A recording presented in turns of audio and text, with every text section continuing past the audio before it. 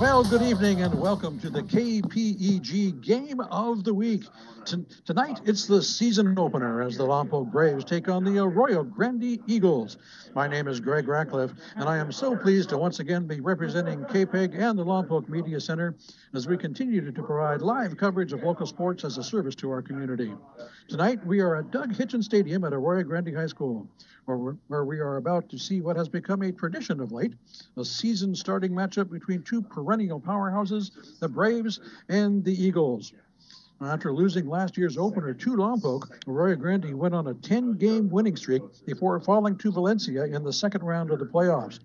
The Braves also ended last season on a sour note, losing a 35-34 heartbreaker to Corona del Mar in a playoff quarterfinal, ending their bid for a division championship. So both teams have something to prove as they get ready to start a new season, and tonight's game could be very telling indeed. Earlier this week, I had spoke with Braves head coach Andrew Jones about last year's playoff loss and what we can hope to see from this year's team. Well, I'm here with head coach Andrew Jones. Coach, thanks for working with us again this year. It's always a pleasure to be a part of your team.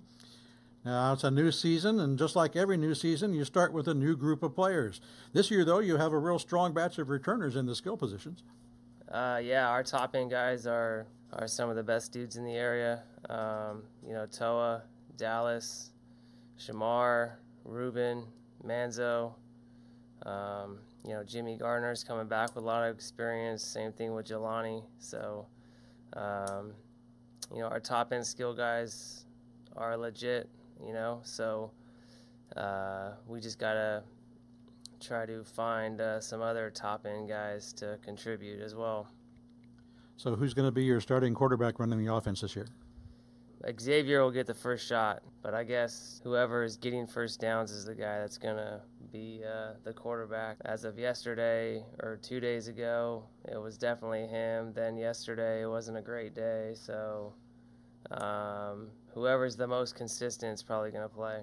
Well, I know last year didn't end the way you had hoped, and all those returners we just talked about experienced that loss down at Corona del Mar along with you.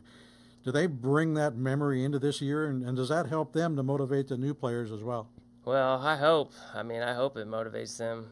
The competitor in me is like, we got to learn from it and, make sure we don't make those same kind of mistakes again. It was just a sour taste in our mouth, and it's kind of been brewing all off season, and so this is kind of the best antidote for us to get back on the field. So hopefully, those guys are kind of ready to go on there and redeem themselves.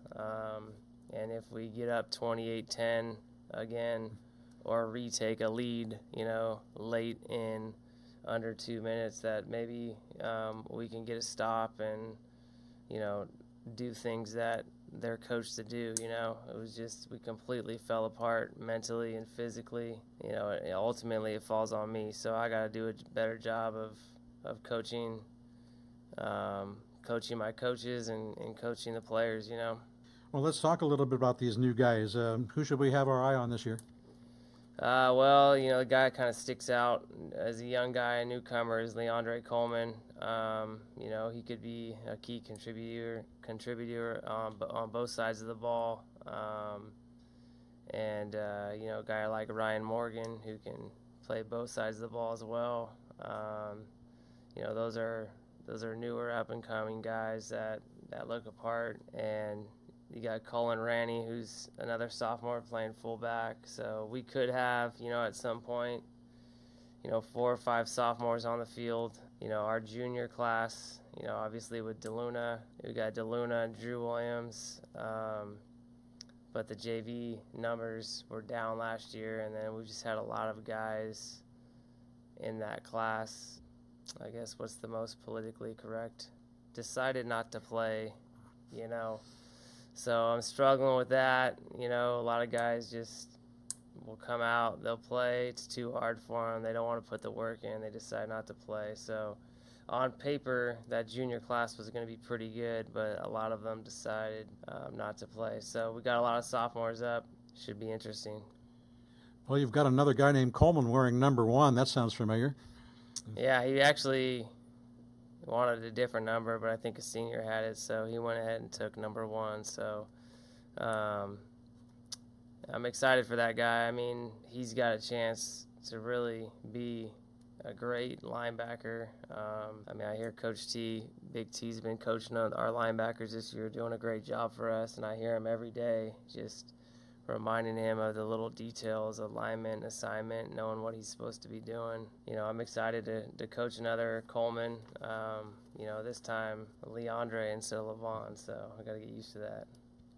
Well, you just touched on this briefly. A big change this year is, of course, the retirement of Roger Pacheco.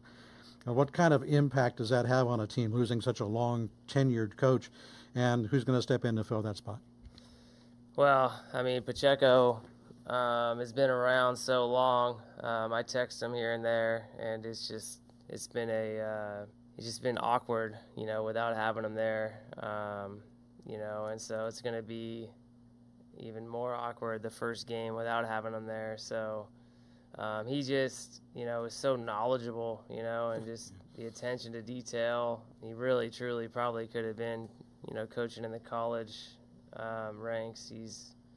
He knows so much about football. So, you know, his wife's about to retire, and, you know, for the last few years, man, he was struggling. His knees were giving out on him, and so, you know, it was just kind of time. He really wanted to stay and finish up with Toa's group there, and he just couldn't do it anymore. So what we're looking at right now is Paul Taronis, you know, is going to come and kind of be Pacheco, be on the offensive side of the ball with me, and then we'll insert Joe Curtis as a new coach, 25 years of experience. He's got, you know, a tremendous amount of experience being a head coach and also being a coordinator, so he'll go up in the booth. And Donnie will come down and coordinate from the sidelines.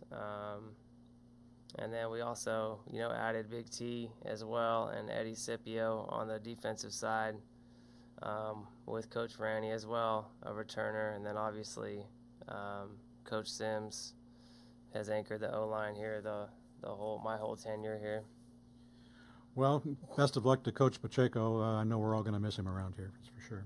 Andrew, I know you're a one-game-at-a-time kind of guy, and the playoffs are a long way off, but let's touch briefly on another big change this year, and that's being moved up to Division III. What's your take on that situation, and how are the players looking at it? You know, I don't really have – I mean, I could go on and on about it, but, I mean, we're still trying to figure it out, you know, whatever logarithm they use, you know, but – there's no answer for why we're up in Division III, but yet Corona Del Mar is still down, given the fact that on paper, according to CIF, they've had a tougher schedule than we've had the last 2 years. They're in a tougher league than us the last 2 years, and they beat us, and we're theoretically, you know, one play away from being state champions. So I don't know how it works. But for us, we're just, you know, taking it as a challenge. Okay, so we're week 0. They've got the traditional season opener against Arroyo Grande. That's always a good test. What do we know about the Eagles this year? Not much, honestly. We got to see them a little bit in the summer, but they got, you know, they returned a really good tight end. A question mark at quarterback. We kind of don't know what to expect there with Sawyer being gone. Wide receivers, we don't know much about. Offensive line, they lost 4 of 5 guys like us. But we do know they return a really good running back, so we're anticipating them trying to, you know, run the ball on us.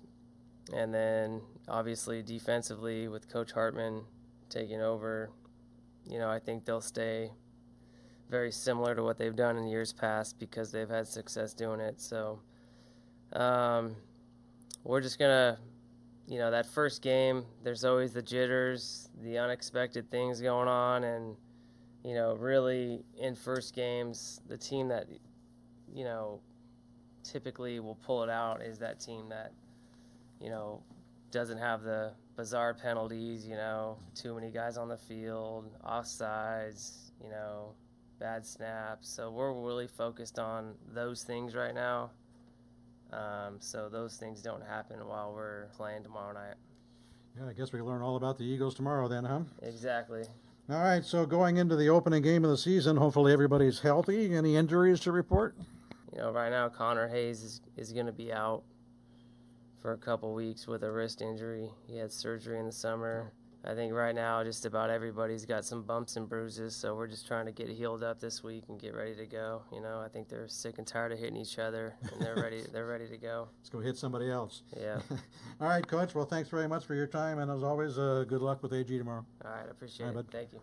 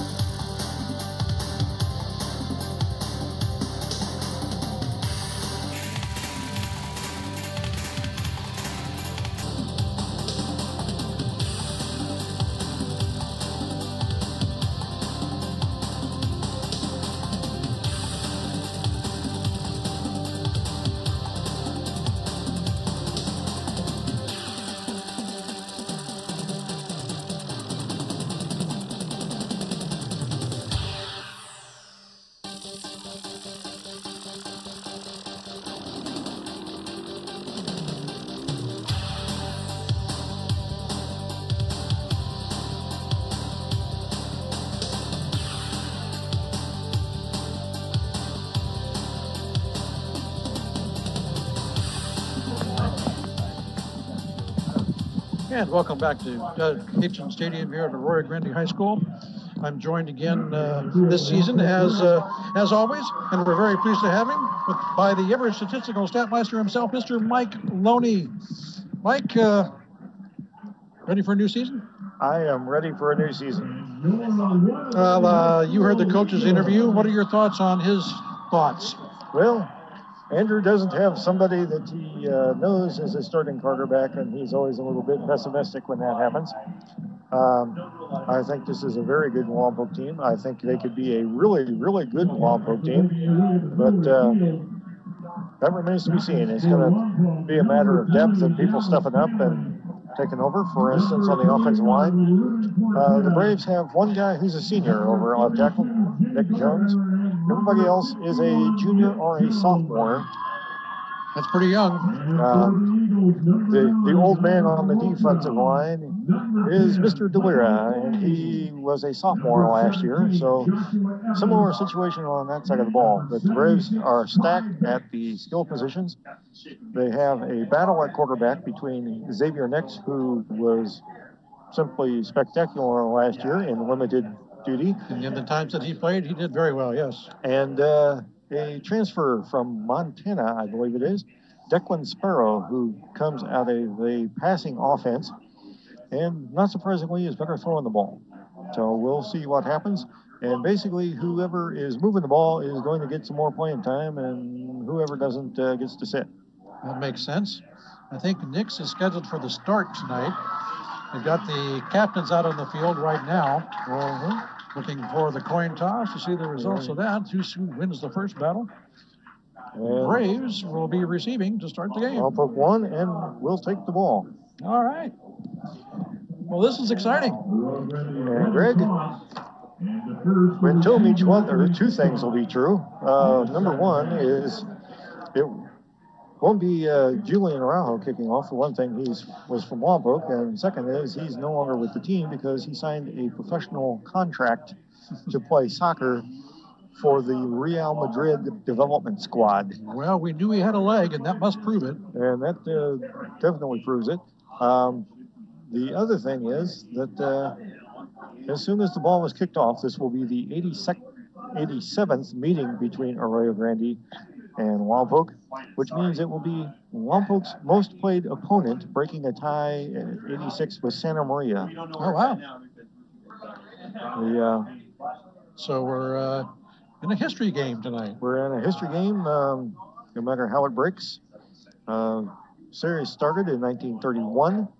The Santa Maria series, the first game Lompoc ever played was 1921.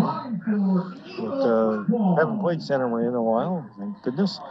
Well, this game here, Lompoc AG, has turned into quite the rivalry, and seems to start us off every year with a really good one. Last year, the Braves won 28-14 to start the season.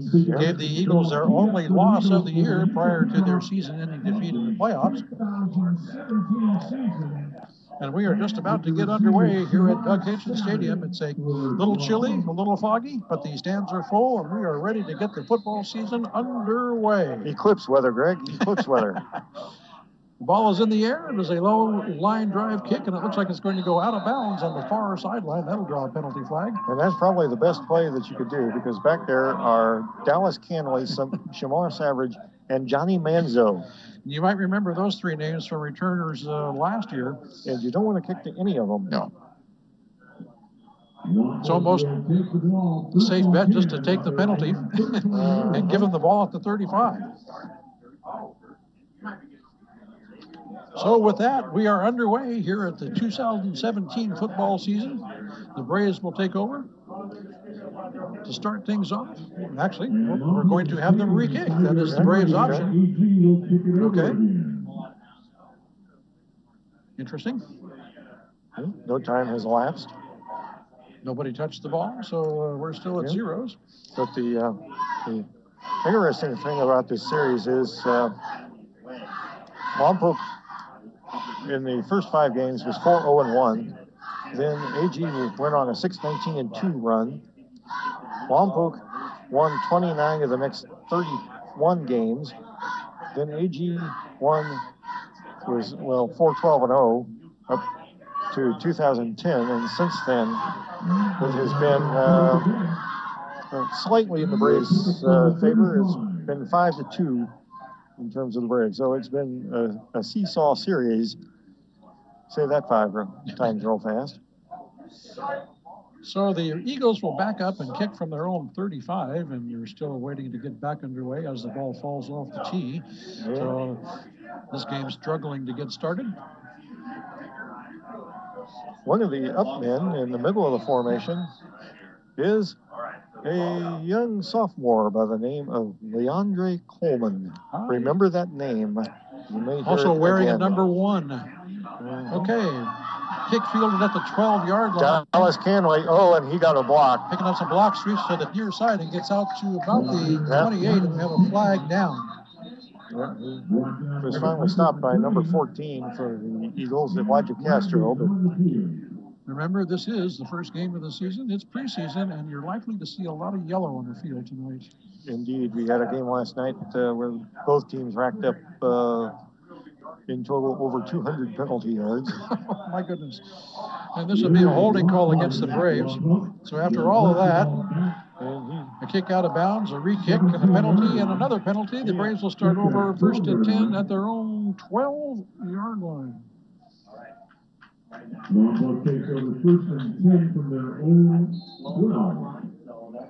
So that's where the Braves will start this season. Back up outside the 20. With 11:52 to go here in the first. There are, of course, other games going on around the Central Coast tonight. We will try and keep you informed of those games as well. Manzo in motion. The handoff. He lost his footing, but should note that the opening snap was taken by Xavier Nix.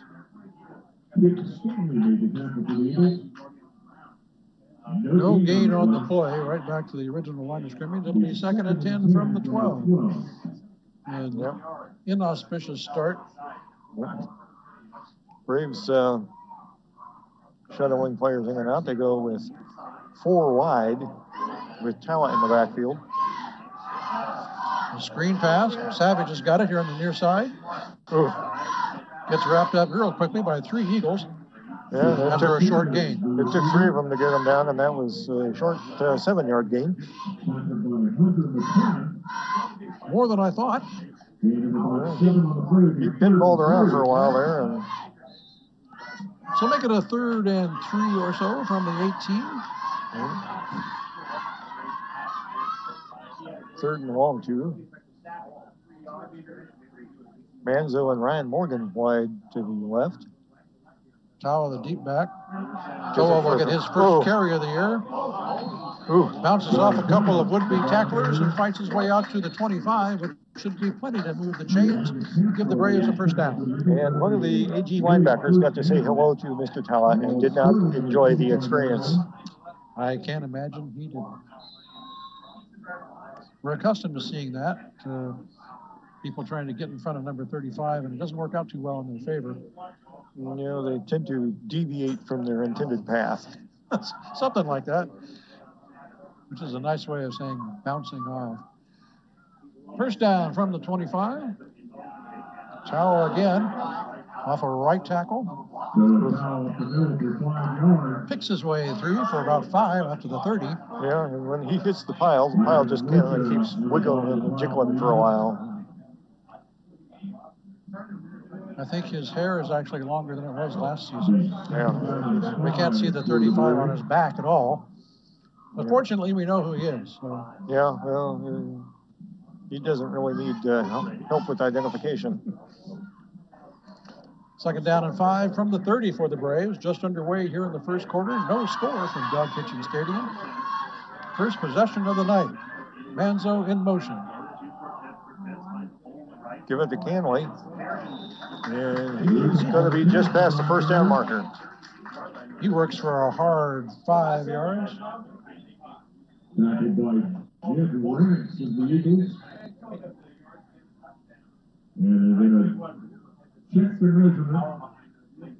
Ball just across the 35. And they have moved the chains. First down. Yep. No. Another talking to Nick Jones, and I'm not sure what that was about, but Nick is one of the captains. There seemed to be some question whether it was a 1st and 10, but they'd already moved the chains, so it's kind of a moot point. Yeah. First down, Braves from just across the 35-yard line. We're 9:20 at the first quarter. No score. Across the offensive line for the Braves, Nick Jones, 5'11", 220. Senior, Garrett Hernandez, 6'250", junior. Jacob Beachy, 6'1", 240", junior. Romeo Barcelona, 6'2", 235 junior, and Jacob Nunez, 6'3", 270 sophomore. Manzo sweeping from the right, gets some blocks here on the near side and gets knocked out of bounds across midfield at the Eagle 46-yard line. Cooper Martinez came up from his defensive back spot to nudge him out of bounds. And that was a nice run there by Manzo. Picked up some good blocks to get around the edge. Yep.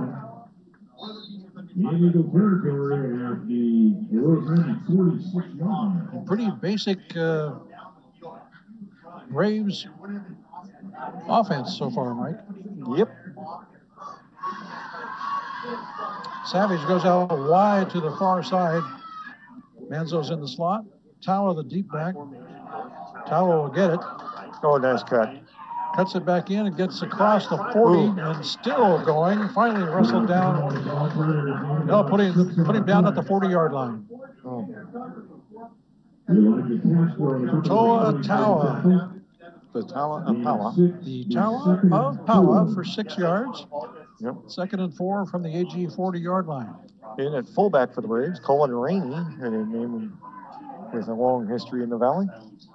Rainey Ranch used to be right across Pine Street from That's right. Lompoc High School. Formation to the left this side. Savage and Manzo. Ooh. Screen pass over the head. It's a loose ball. Incomplete, out of bounds, and that is a break for the Braves. I think they're going to rule that a lateral, Greg. Yep. That was definitely a backward pass. But regardless, incomplete. That was a live ball, and there was a rush for it.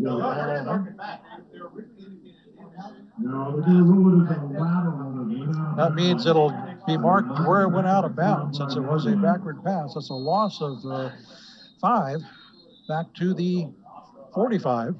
It'll make it 3rd and about 8. Clock stop of 8:06 left here in the first quarter. And a bunch of subs for the Braves. Shamar Savage coming out. Jimmy Gardner coming out. So the Braves look like they're going possibly full house backfield. We'll see what's going on here. And that might be some of the inconsistency that Coach Jones was talking about in the QB position, because that pass was several feet over Manzo's head. Yep. Johnny, now we had a zebra huddle there for a while, and then they decided, I think they made the proper call, which was that was a lateral. Absolutely. From the angle we had here in the press box, it was 2 yards backwards. Yeah, it was right in front of us. Yeah, it was directly in front of us. We had a perfect angle. It was the right call. And now Nixon Savage jogged back out on the field, so I guess they wanted to talk to him about something.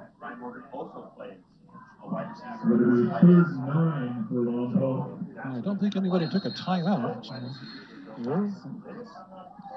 Okay, 3rd and 9 from the 45. Now we whistles. Stoppage of play before the play starts. We had four wide receivers. Ryan Morgan and Drew Williams were also out there, number 5 and 24.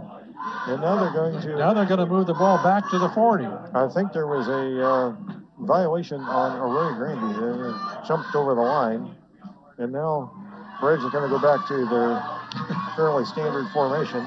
So now we're back to 3rd and 4 from the 40.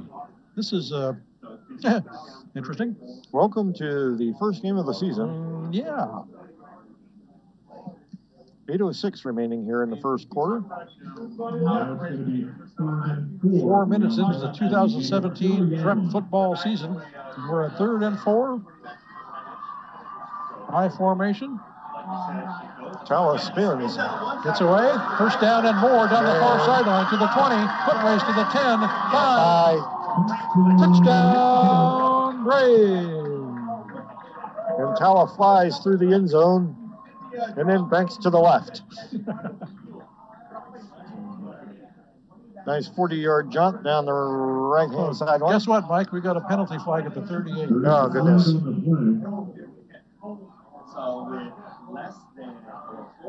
Man, this one's going to come back. Oh, my goodness. Yeah. What a terrific run that was. Yep.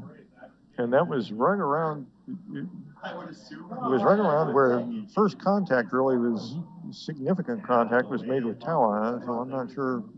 Just a couple of yards past the line of scrimmage where he made that spin move. And then cut it to the sideline and it sprinted down the far side for about 30 yards. And they're headed, they're moving the ball down for the extra point. So okay. The referee went over to talk to the AG coach and touchdown stands. There you go. And the Braves are up 6-0 early with the point after coming up. And Mr. Silva, Jose Silva, gets to try and fill the very large shoes of Julian Araujo. Is that Julian's number, 19? Was that right? Was he wearing 19 or 17? I don't remember offhand.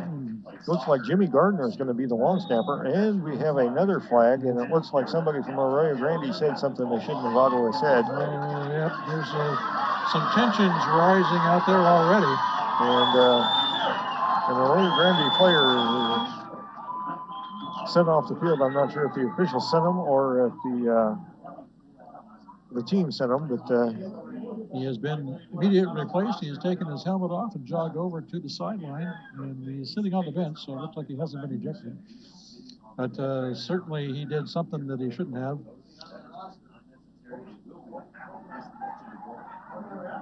So that'll move the ball to, what, about the 1 yard line. We're still waiting to get this point after up. And what has been an interesting first drive. Ruben the Hammer Cortez is going to be holding. And it looks like Jimmy Gardner is the long snapper this year. So that's an interesting situation. Yep. Ruben's been doing the holding for extra points for quite a while now. And they're still sorting this out. The flag is still on the field. Yeah. Officials are in early season form too, so everybody has to get acclimated again, including us. We have to learn everybody's new numbers and the new names. Yeah. And I can tell you right now, there's one guy I know I'm going to mess up at some point, and that's number 42, Giovanni Lucatera, who is playing defensive line and fullback, and at some point I am going to call him Jorge. Do not intend to do so, but I can guarantee you at some point this year that's going to happen. We'll just put the disclaimer up now, so indeed, we'll get that out of the way. Now we have an official coming over to the Lompoc sideline to discuss with the coaches. Yeah, they may be discussing whether or not the player was disqualified or simply penalized. I've lost track of the player over on the far sideline. Yeah. But I did not see him leave.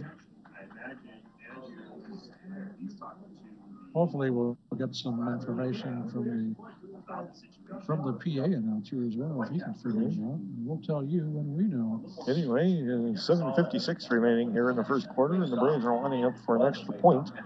Let's take a minute while we have a break and tell you about one of our sponsors tonight. Proud and pleased to have the Box Shop with us this year. Box Shop Bob stepping up to the plate and joining the crew. Thank you so much, Bob, for your support of local radio and high school football. The Box Shop. I wonder if he signed a check with his actual last name, if it would bounce. Okay, I think we're actually ready to kick the ball now. Yeah. It's up.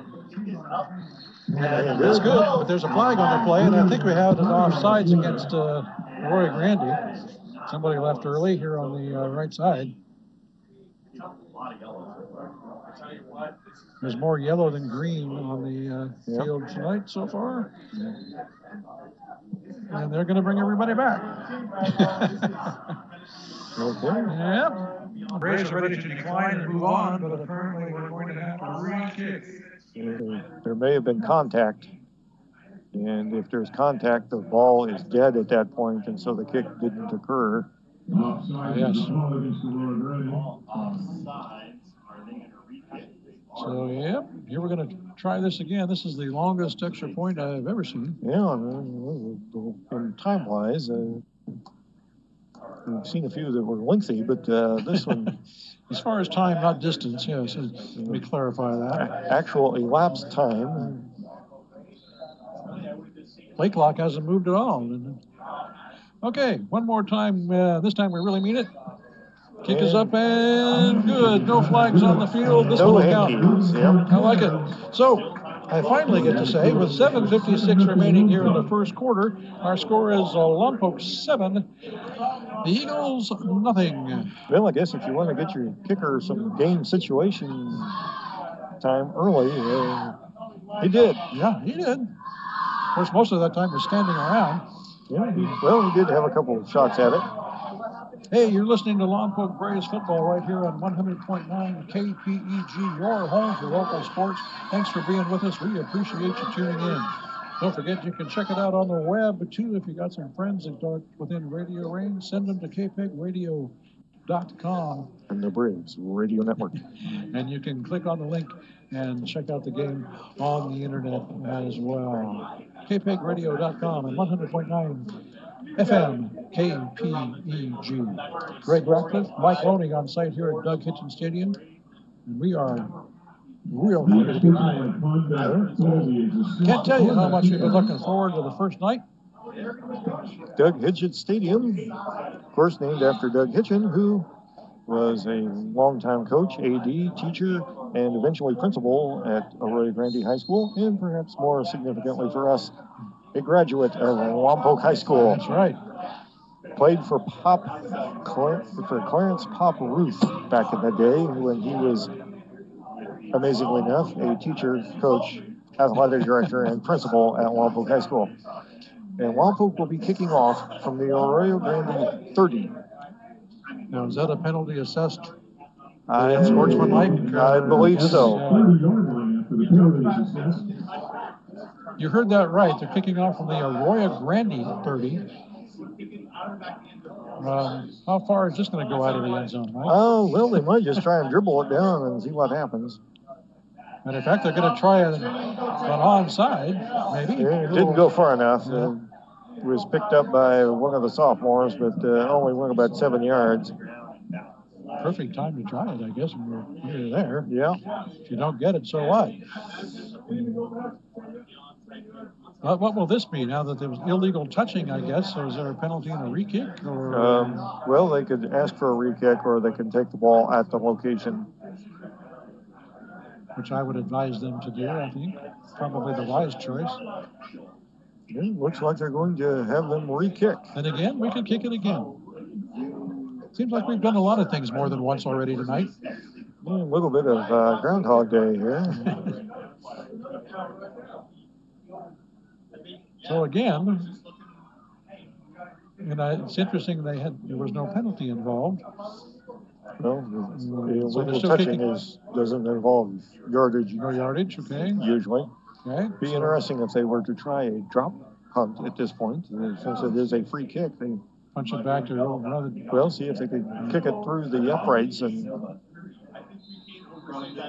then go get it. Well, that would be 3 points if they drop punt. And it's a little pooch kick. Fair catch, and a flag will come in because. And there's a flag. He got hit after he caught it. Yeah, it was popped up in the air. It did not get bounced off the ground. And they're going to say that he waved for a fair catch and then he got thumped. Can you call a fair catch after the ball bounces off the ground? It did not bounce off the ground. Okay. So it's a flag fest here in the first quarter. It's very quick, and they're going to wave it off. No. And I think that's probably because the fair catch was called so close to him actually catching the ball, and there was no time for the defender to not hit him. Yep. Well, considering the fact it's still 7:56 here, Is that game time or clock time? Could be 7:56 in real time as well. Yeah. And we're only like 4 minutes into the game. All right, so the ball's at the 14 of the Arroyo Grande Eagles. 1st and 10 for the Eagles. Their first snap is out of the shotgun. A handoff will get wrapped up for a loss of a couple, I think. And that went a whole lot of nowhere. Yeah. But it did get there very quickly.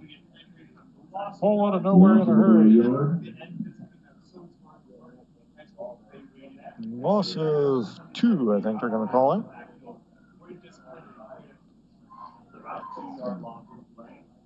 Second and 11 or 12. AG will keep it on the ground, run one straight up the middle for a minimal gain of 3 or 4. Randy. Well, give him probably about 5 on that one. Yeah. And the Eagles are in the hurry up. Braves defense shifting around a little bit. Bonnie Locatero at left end. DeLera at the nose guard position. Towers over here at the wideout. Quarterback will keep it this time. And he runs right into Ruben Cortez, and Ruben says, "Yet." Caden Byrne under center for the Eagles here tonight. Well, not under center, but behind center anyway. Yeah. And after a no gain on that one, it's 4th and 6, and the Eagles will go 3 and out in their first possession of the year. And who's back for the Braves there? If you'll turn around, I can see. I think that might be no. It's awful tall, whoever it is. Yeah.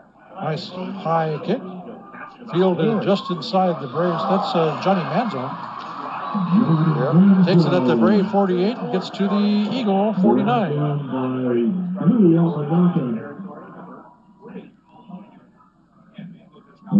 So the Braves will start on the Eagle side of the 50, which is always a good place to start. 1st and 10 from the Arroyo Grande 49 with 6:08 remaining here in the first quarter. Lompoc up 7-0. I like it, Greg. So far, so good. Nix comes in with the play. Braves back on offense. Savage will come out here to the near side. Manzo in the slot, and then Towers the back. Fake to Towel. Nix will keep it. And he'll go straight ahead all the way down to the 45-yard line for a gain of 4.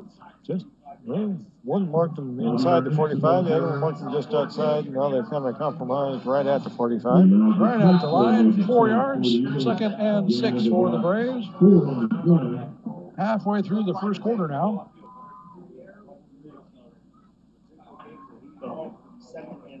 In a quarter that was more dead time than playtime. Yep.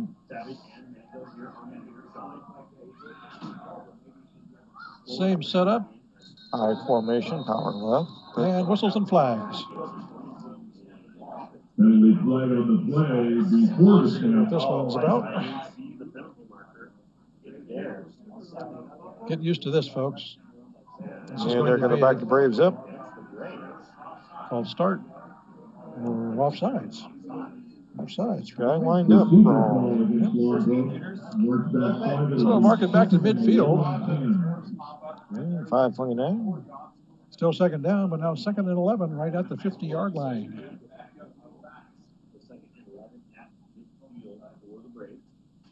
You think it gets foggy in Lompoc? I tell you what, it's foggy in AG tonight. Yeah, pretty much clear right over the stadium. Good visibility of the field. Not so good visibility if you're trying to see something a half mile further away. Under center.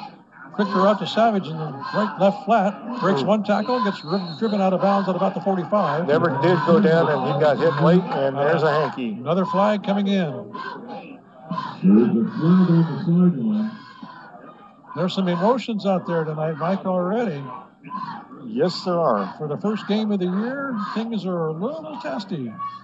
I think that's a testament to to this rivalry and what has it developed into over the last 3 or 4 years.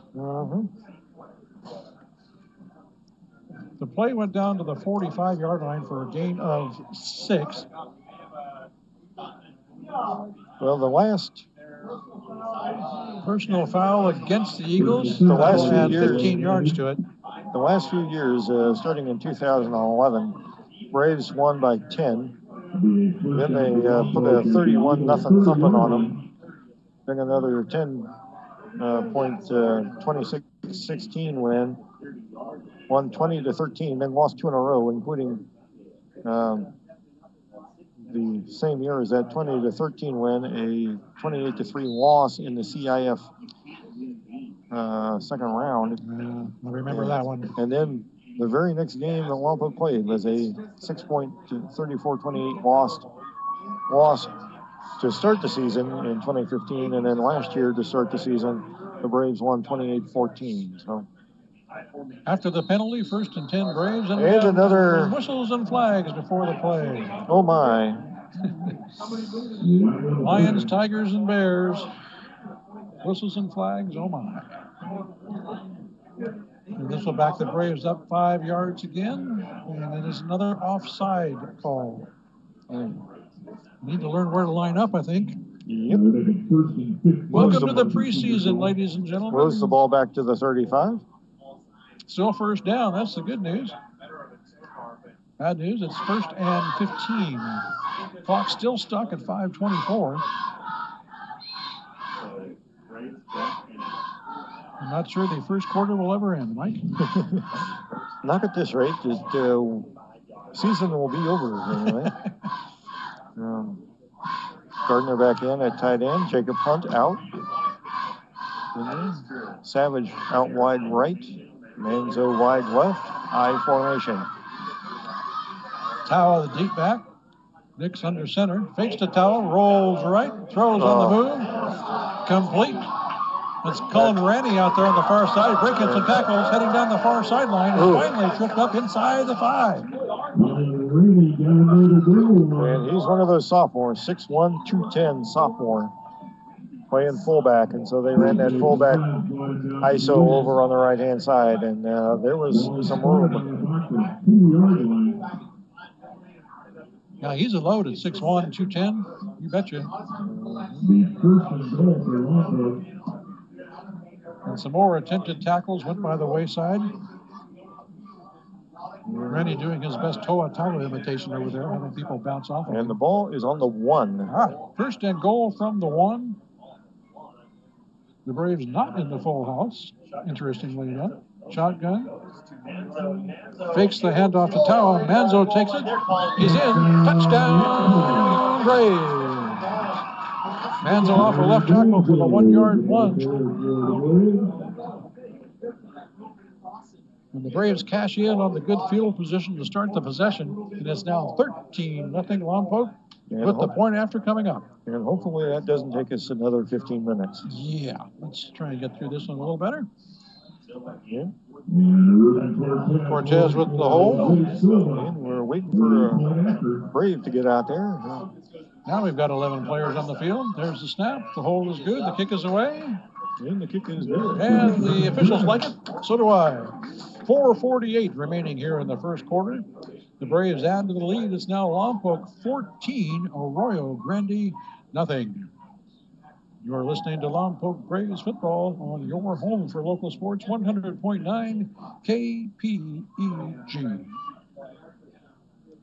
Greg Ratcliffe, Mike Loney, live from Arroyo Grande High School, bringing you the action. And pleased to have the opportunity to do so. Indeed. Also pleased to tell you about Rick Frederick Quality Plumbing, another one of our sponsors tonight. You know I can always count on Rick and Lisa to help out the cause. Frederick Quality Plumbing. Thanks, guys, for being with us again. We appreciate your support of Lompoc football and local radio. A couple other games going on tonight. Frontier, of course, at Cabrillo, and playing at Houck Stadium. St. Joe is at Notre Dame, and that could be a real challenge for the Knights.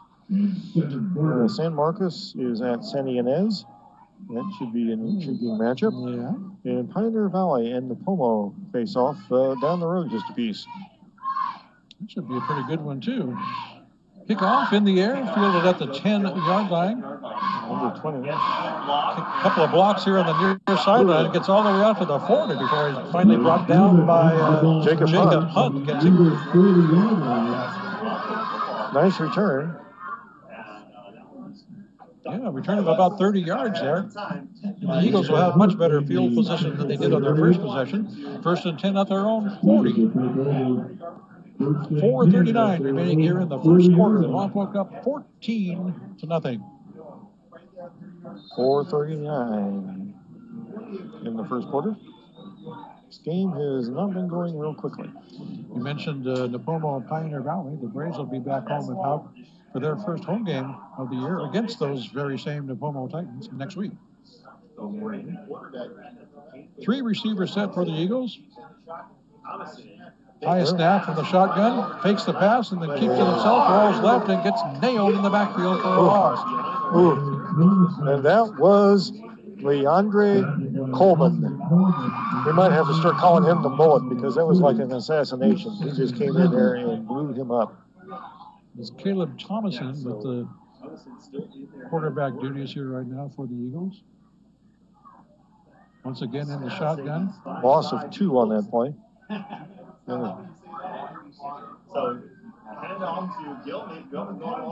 Gilman sweeps left after the handoff. He's not going to find any room over there on the far side either. Gil met a bunch of people. Yes, he did. One of them was Leandre Coleman. And we've got an early score. St. Joe and Notre Dame are tied at 7 in the first quarter.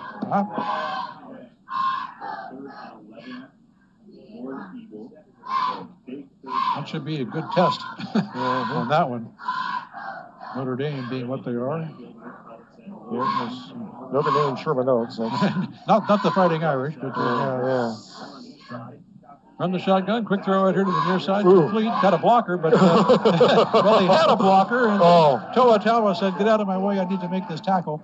Yes. And he did.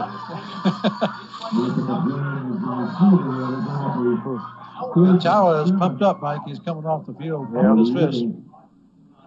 Well, that was set up to pick up some chunk yardage, and instead the receiver got chunked. And all of that is 4th down and 8 now, and once again the Eagles 3 and out and have to punt. Manzo back deep at his own 25. Bit of a high snap on the punt, high punt. High kick. Manzo takes it at the 30 on the run. And a flag will come down as Manzo's down at the 32. See what the flag's about. The flag is resting at the 38, 5 yards in front of the play. That could be a block in the back, a hole, something like that. But tonight we can't speculate. Could be anything. Yeah. It's a yellow hanky. Not much we know. Officials gathered around the 30-yard line. And this will go against the Braves. Illegal block. I got one right, Mike. It can happen. And it's only the first week. Wow. Usually takes me 6-7 weeks to get one right. Yeah, they're going to move it back down to 27. 27, that's right. That's where the Braves will start 1st and 10, but 2:34 remaining here in the first quarter. Lompoc up 14-0 here to start things off. This will be their 3rd possession of the night. They've had 2 possessions and scored 2 touchdowns. And relatively efficient, I would say. Notre Dame is now up 14-7 on St. Joe. Manzo on the motion. That is Ruben Cortez takes the handoff, spins around, pinballs around, and gets out to close to the 30. Hard running. It's 3 yards. That's one thing you'll say about number 21. He will run you hard. Aptos is up 21-12 on Templeton. Another Lompoc opponent. Actually, Templeton will be playing both local spots this year. So after a 3-yard pickup, it's 2nd and 7. Nick's in the shotgun. Manzo in motion. Tawa in the backfield. Tawa takes the handoff, finds a gap on the left side, powers through one guy, and gets out across the 35 to the 36. That's going to be close to a first down. Might be just a smidgen short. Yeah, maybe we should activate the Tom Garrard skosh. Pretty early for that, but could be appropriate. Well, right at the 36, and yeah, that's about as skosh as you're going to get. Well, we need to mention him anyway because Tuesday was his birthday. Oh, happy birthday, Tom. Braves stadium announcer, girls golf coach, and an all-around teacher. Good guy. Yeah. We will be short of a first down by half a yard or so. 3rd and very short for the Braves. Full house backfield. Who are they going to give it to? Cortez. Ruben, number 21, gets enough for the first down. Ran him into that little bubble off the left. Out to the 38, move the sticks and give Lompoc a 1st and 10. Minute 31 remaining here in the first quarter. And clock moving again.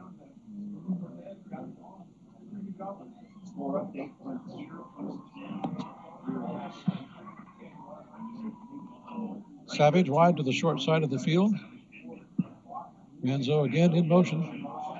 Looking for Savage. Throws it high, complete, and out of bounds after a gain to about the 44. It's one thing you can do when you're throwing to Shamar Savage is kind of put it up high and let him go get it. Yes, indeedy. The guy's got a wingspan. Pick up about 6. They ruled that his forward progress had been stopped before he was shoved out of bounds, so the clock continues to run. Okay. 40 seconds left here in the first quarter. Savage, just so you know, is listed at 6'4", and he's every bit of that. Yep. I have seen 6'5", and I wouldn't. Oh. That's Ruben, pole vaults guy in the backfield. He falls forward across the 45 to the 46. Well, the Eagles brought a 2-man blitz that time, running into the same side over on the Braves' left, and that's where that play was designed to go. Ruben did well to get out of the way and get what he did. It'll be 3rd and about 2, and that'll bring us to the end of the first quarter, Mike. We were wondering if it would ever happen. 1 quarter in the books here at Doug Hitchens Stadium. Our score is the Braves 14, the Eagles nothing. As we see the Braves turning around and heading north. We don't like to see them heading south. North is good. You're listening to Lompoc Braves football on your home for local sports, 100.9 KPEG, and live on the web at KPEGradio.com. The Braves Radio Network. He loves to say that. And I love to say this. Thank you so much to Hammond Overhead Door Company for being one of our sponsors this season.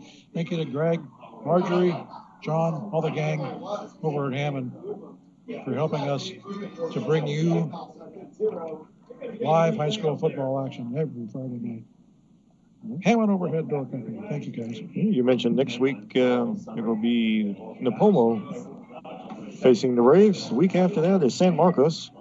And then an unusual Saturday game the following week as the Braves take on Santa Barbara at Santa Barbara City College, LaPlaya Stadium. A beautiful facility if you've never been. I'm just going to say, if you've never been to LaPlaya, you should plan on taking a trip on a Saturday afternoon, evening, and watching a prep football game down there. It's a beautiful, beautiful venue. And if you can't do that, listen to us. That's right. We'll be there. We'll be there on a Saturday. That'll be Saturday the 16th. Coming up in 3 weeks. Should be an interesting game. We have an interesting one here we got to get through with. 1st and 10. Oh, excuse me. 3rd and 2 for the Braves from the 46 or so. Their own 46. Now heading from left to right on your radio dial. Braves in a double wingback. Give us to Tawa. He's going to fall forward just a smidgen short, I think, of the first. And the Braves will have a decision to make at 4th and 1. And Kenley and Cortez go out, and Savage and Manzo come back to the sideline. So that looks like that sounds like full house to me.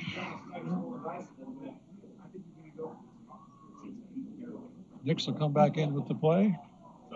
I don't see anything that remotely looks like a punting formation. Frontier leads Cabrillo 14-0 in the second quarter. Ray is going forward. Full house backfield, 4th and short. Dallas Kenley off a left tackle. He'll get out to midfield.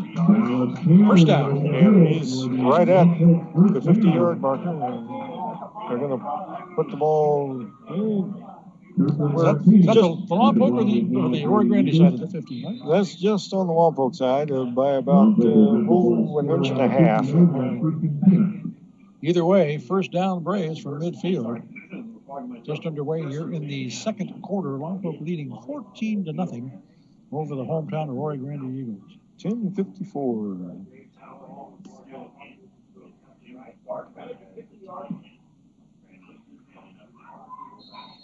And then we have whistles. I think we have a Brave timeout.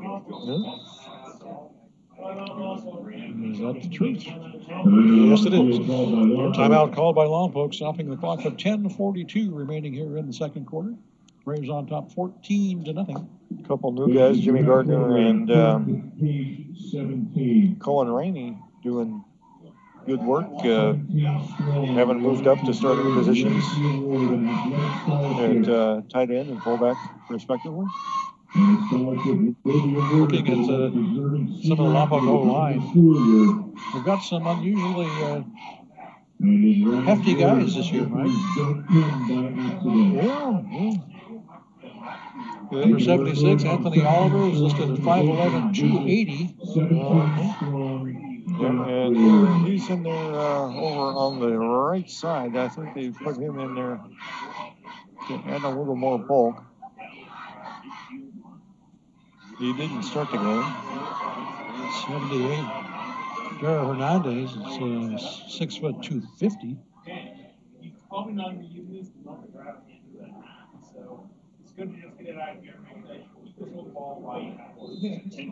So, Coach Jones comes back off the field, and the Braves are ready to go. First down from midfield. The fake to Manzo, throwing deep down the middle. Savage is open. Oh! Got it at the 10 and trots in untouched. Touchdown, Braves! And Manzo, Nix hit him right in stride.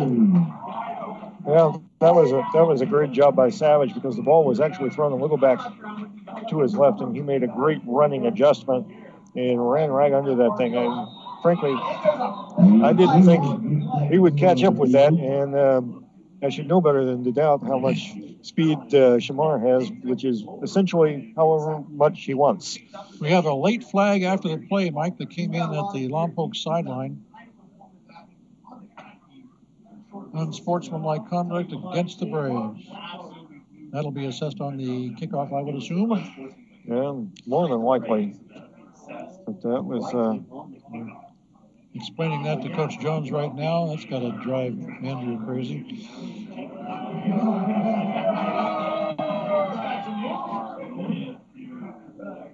Somebody said something. That's as far as we'll go with that.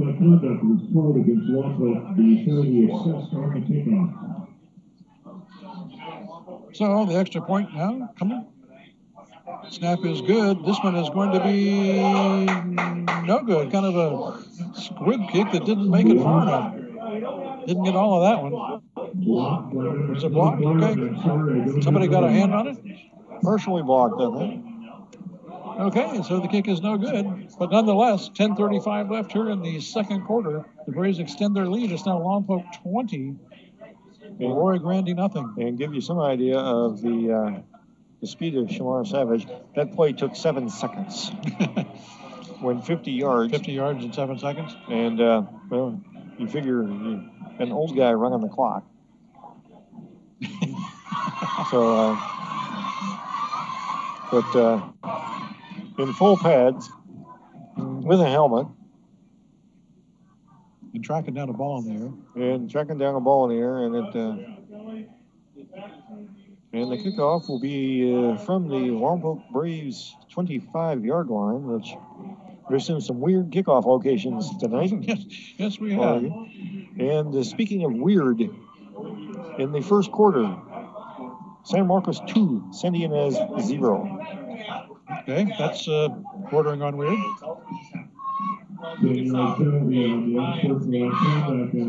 Well, under other circumstances, I might say, well, let's see how important that extra point miss is. But the way this has transpired so far, I'm not terribly concerned about it. Well, weird things have happened. Kick fielded on the run at the 28-yard line. Ooh, that's Gilmet. And he got bounced back. He was up to around the 40, and then he got pounded back and then shut down the bounds, and now we have a hanky. There is some hitting going on, ladies and gentlemen.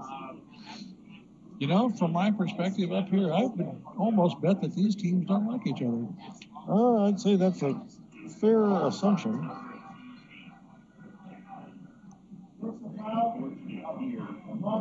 Personal foul against the Braves. That's something that will have to be gotten under control here. Mm-hmm. Both teams have a lot of youngsters out there tonight. Each team, not just in terms of grade level, but also in terms of experience.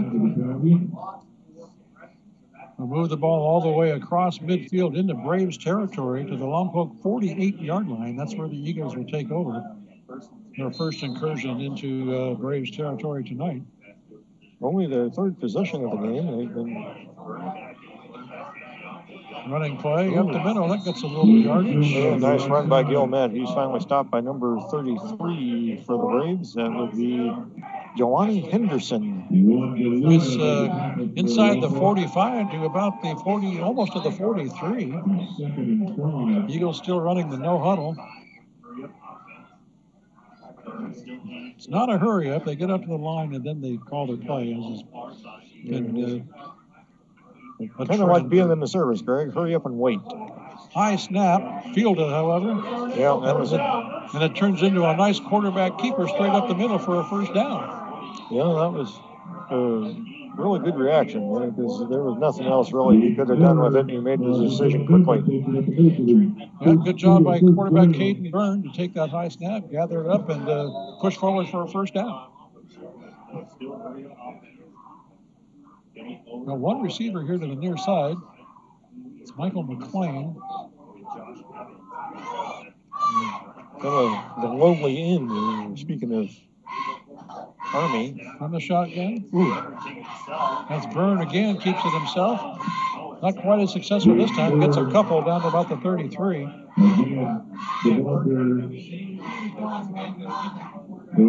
Ball is 2nd and 8. Should note that this is the first penetration of Lompoc territory by Arroyo Grande.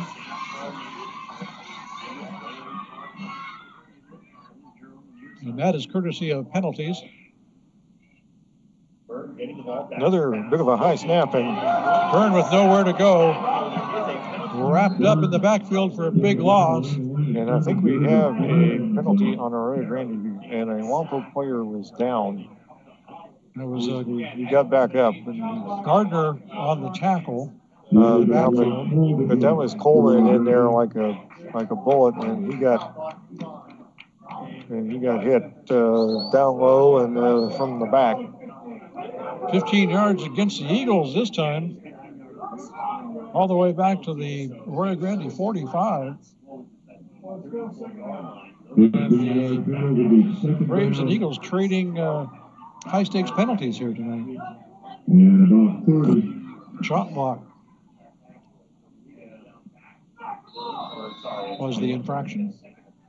8:51 when the clock restarted with the ball on the AG 45. 2nd and 29.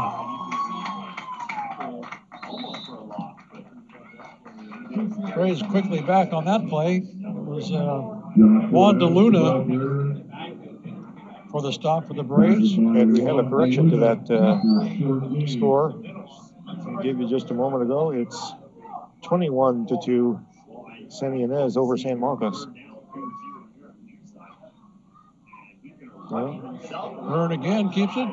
Finds a little bit of room on the far side. And then he found Jawani Henderson. And a few more Braves. And Toatawa. And that's not somebody you want to find. Not a good combination. Ryan Morgan was in there, too. Forward progress down close to the Brave 45, however. That'll bring up fourth down. And about almost 20. Pickup of 9, but when you're looking at 21, that's a... looking at third down and an acre and a half, it doesn't help much. The punting situation for the Eagles wasn't God's little acre and a half either. Looks like Gardner back at about the 10. Looks like they're setting up a return this time. Short, high kick. And it's going to hit and roll. Pick up about another 12. They'll get down to just inside the Brave 20. So that's blown dead, no return. The Braves will take over first and 10 from there with 7 minutes and 11 seconds remaining in the first half. Braves leading 20-0. And they are averaging just a shade under 7 points per possession. 3 possessions, 3 touchdowns. I like that. One failed PAT. The ball is on the Braves' 19-yard line. That constitutes the Braves' worst field position of this quarter. Nix is under center. Cortez gets a few yards before he's straightened up and driven back. Yeah, the guy hit him low and picked him up, and he was trying to move his feet, and his chest wasn't going anywhere, and then he took a helmet right in the chest. Feet weren't on the ground. It's hard to run when feet weren't on the ground. Yeah. But even with all that, Ruben picks up 5. Yeah. And we're right at 7 minutes, and the clock's running again. 2nd and 5 from the 24-yard line now. Okay, so our reporter from San Ynez is having some problems with his sons. It's 21-7, which makes a little more sense than 2-2. Okay, Dallas Canley trying to find some room. Spins away from running, but not the second one. I think he got back to the line of scrimmage, and that's about all. Found a lot of guys wearing dark blue. Might give him a yard on that one. Ball out to 25. It'll be a 3rd and 4 for the Braves as we approach the halfway mark here in the second quarter. Braves wearing the white pants, white jerseys with the blue numerals, and the blue helmets with the white trim and white Lompoc. Traveling whites. Notre Dame has tacked on another touchdown against St. Joe. Nix from the shotgun dumps off a little inside screen, complete to Savage, but tackled immediately for no gain. So the Eagles had that one diagnosed. That middle screen, and that turned into the muddle screen. No gain will bring up 4th down and 4, and the Braves streak of touchdowns with every possession has come to an end. Well, they've got one more play. We'll see if they actually punt it. They are in punt formation. Weird things have happened. We'll see who... looks like Giovanni Quadra will be doing the punting. He's a senior, 6'2", 210. Ooh, high snap. No rush, so he's able to get it away. Kind of a low liner kick. Fair caught at the 35. Yeah, and that just about got past him. I mean, I'm not sure if that was a fair catch or him just trying to reach the ball. Yeah, I was wondering that myself. That was way over his head. He caught it going full speed the other direction and managed to catch it at the 36. Which is well done to actually field that ball. Yeah, that was a nice catch on both ends by the punter on the high snap and then the kick. They called it a fair catch, however, blew it dead, so the Eagles will take over 1st and 10 at their own 36-yard line with just under 5 minutes remaining in the half. From the shotgun, go back to the run game. Straight ahead to the 38.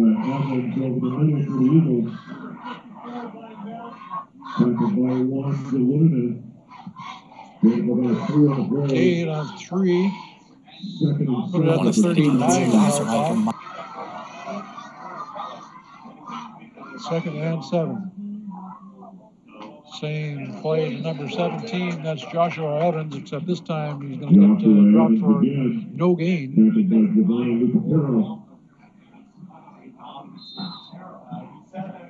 3rd down and 7. Ball on the 39. This is Caleb Thomason taking the snaps from the shotgun. Evans, the offset back. Thomason will keep it himself this time. Yep. Looked like he might have some room, and then the white wave crushed him. And that was... Coleman was there. Villalobos was there. I'll tell you what, Leandre Coleman is looking pretty good, Mike. I like what I see so far. Nice to see a Coleman wearing number 1 again in blue and white. Yep. And if you want to see Coleman wearing number 22 and wearing purple, watch the Washington Huskies. Eagles will punt this one away. We will hit once again and be downed. At right about the 30-yard line of the Braves. So the Braves will take over 1st and 10 from their 30 with 3 minutes and 15 seconds remaining here in the second quarter.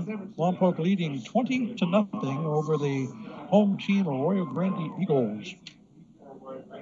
And we'd like to thank all the folks over at Lompoc Community Bank for being with us tonight and all season long. Thank you so much for your support of local high school football and local community radio. That's us.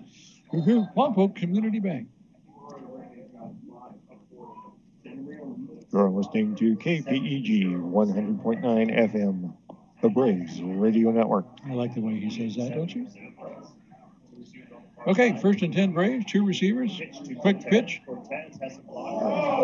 Ruben gets undercut after a couple of yards. And Nix actually came up with the ball, so I'm not sure what happened there. Ruben moving a little slowly there on the sideline. Ruben got thumped by Cade Cunningham, a 6 foot, 150-pound senior who was moving quickly. With great alacrity. Pick up a 5. Short 5. We'll call it 5. 2nd and 5. Tower the deep back. He'll get the carry. Oh, what a cut. Seam, cuts back inside, takes a big hit, bounces off, and gets the first down at the 42.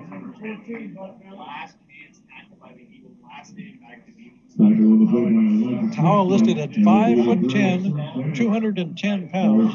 And none of that is fat. He's got like 2% body fat, maybe. And that's after he drinks some milkshake. Yeah. Ball on the 43-yard line of the Braves. Coming up on the 2-minute mark. Tawa gets the carry again, finds another seam, gets away from one. He's at midfield, and finally will get surrounded by blue shirts and tackled inside the 50-yard line to the 49. And they surrounded and tackled are 2 entirely different things. When it comes to Toa Tawa, that is correct. You got 8 yards out of that, almost 9. 2nd and 2 from the Eagle 49 now. And that was just a simple A-gap play. Well, it looked like somebody from AG jumped. Flag to stop the play. We'll see who through the fickle finger of fate fingers. Fickle finger of fate. Offsides, AG. And that should give the Braves a free first down, Mike. This section has been brought to you by the Weather F. The fickle finger of fate. Ball is now on the 44-yard line of Arroyo Grande. The Braves will have a first down and a minute 36. See what they can do with it. And counting down. Clock running. Braves still have 2 timeouts remaining. Canley is the deep back.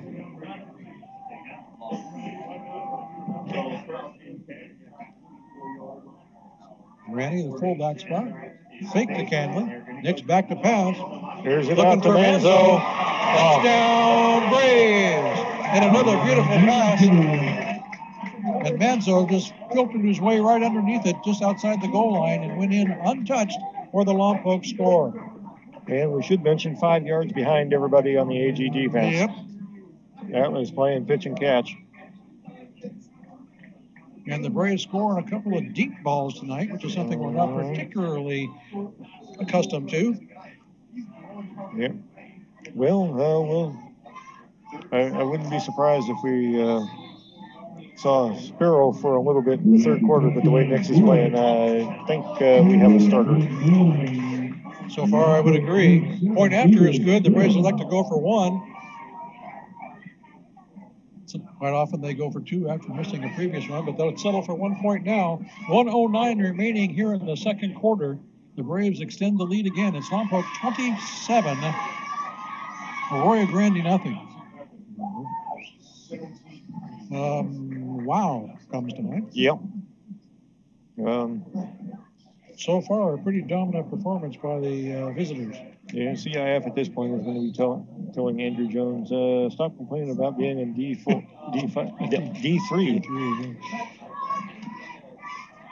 But it is a vastly loaded D3. There are 18 teams in Division 3. That's the good news. Since 16 teams go to the playoffs, the chances of making it are pretty good. The bad news is there are a bunch of really good teams from big schools with 3 exceptions. Names like Dewberry Park and others.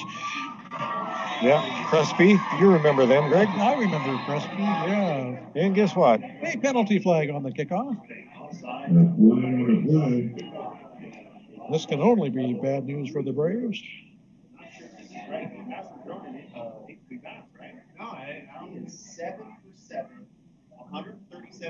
Offside Braves, and we'll kick this one again.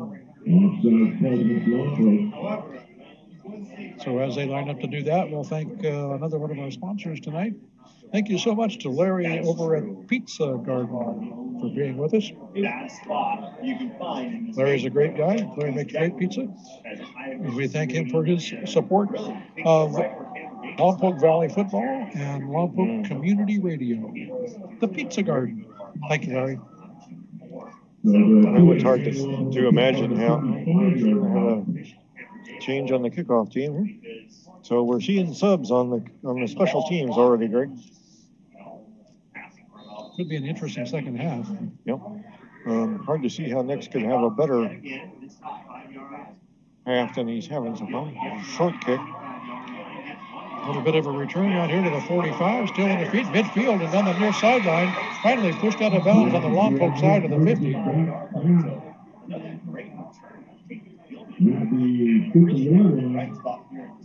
Where they're going to spot that, right around the 46, it looks like. So the Eagles will have excellent field position at the 45, they'll put it. And this time they actually earned. Yeah. Getting there. No penalties involved. Well, 5 yards. More lack of tackling, but. So the Eagles have a first down on the Braves side of the 50. They've got 45 yards to pay dirt and a minute and 1 second to do something with it. I know for a fact they'd rather have 6 or 7 on the board before halftime. from the shotgun. Ooh. Gilman tackled in the back for a loss. And that was Mr. DeLuna. Mr. DeLuna was there in a hurry. And that's, in that case, they did not eclipse the Luna. Loss of 2, 2nd and 12. Clock running, 40 seconds left. Faked it. Faked the handoff. And guess who was in there again? That Coleman kid. Number 1 guy. He's wearing the right number, I'll tell you that.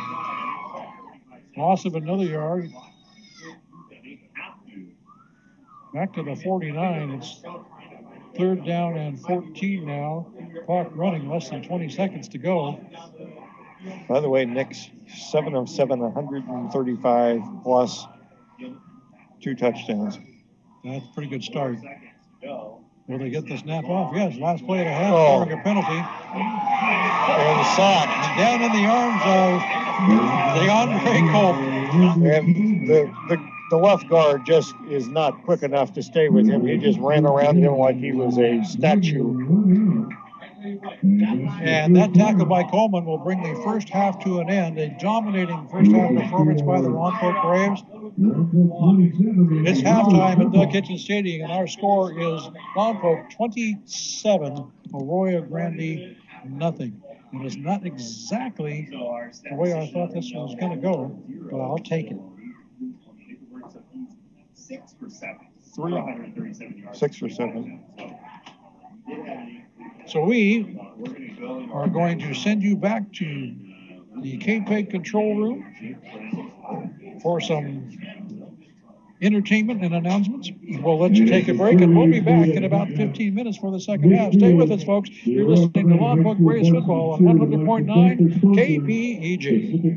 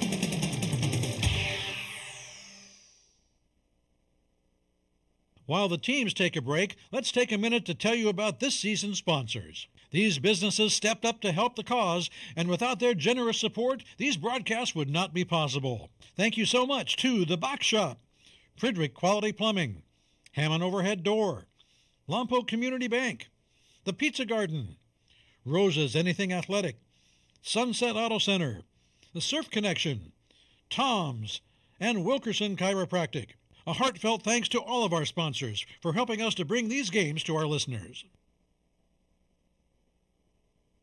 We hope you're enjoying tonight's game between the Braves and the Eagles. Next week, the KPEG broadcast crew will be back home at Houck Stadium, where the Lompoc Braves will host the Napomo Titans. Pre-game starts at 6:45, with kickoff scheduled for 7 o'clock. It's the Titans versus the Braves next Friday night, and you can catch it right here on your home for local sports, 100.9 KPEG. I got smart about mortgages. Now, it's my house I go home to. I got smart about college. Now my kid's off to a great start. When it comes to your money, whatever you want to get smart about, you can find it at smartaboutmoney.org. I got smart about health insurance. Now both my finances and I are healthy. Smartaboutmoney.org is a free online resource from the National Endowment for Financial Education.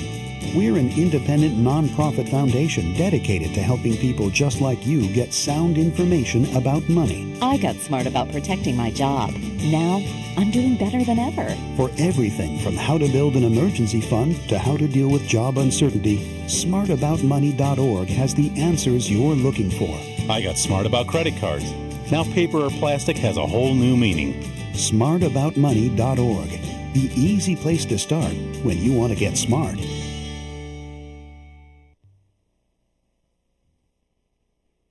Hey, football fans, do you have friends or family that live out of town but still like to follow Lompoc Valley football? Let them know that KPEG's game coverage is also streaming live on the web. Just send them to kpegradio.com and they can catch all of the action no matter where they are. That's kpegradio.com, brought to you by your home for local sports, 100.9 KPEG. By now, you've probably figured out that KPEG is not your ordinary average radio station. In fact, we're anything but ordinary. First, you'll never ever hear a commercial on KPEG. We're all about the music. And how about that music? We play more music with more variety than any other station in the area. And not just the standard tunes you hear everywhere else. Sure, we play rock and oldies and your favorite classic rock songs, but we'll also introduce you to some deep tracks that you might not have heard. Some new rock, and even some bands that are a bit off the mainstream. That's what makes KPEG so unique. Well, that and our exclusive live sports coverage. But the point is that KPEG is different by design. Enjoy it. We're 100.9 KPEG.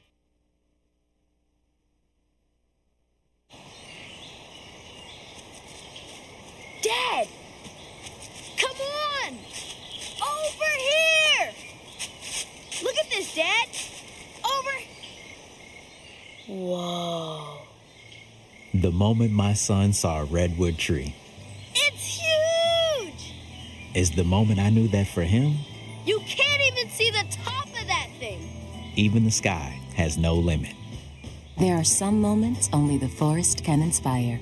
Find yours at discovertheforest.org. Learn about forests near you and discover cool things to do when you go, like hiking, biking, fishing, or camping. Or do your own thing when you get there with family and friends. Your moment is out there. Find it at discovertheforest.org. That's discovertheforest.org. Brought to you by the U.S. Forest Service and the Ad Council.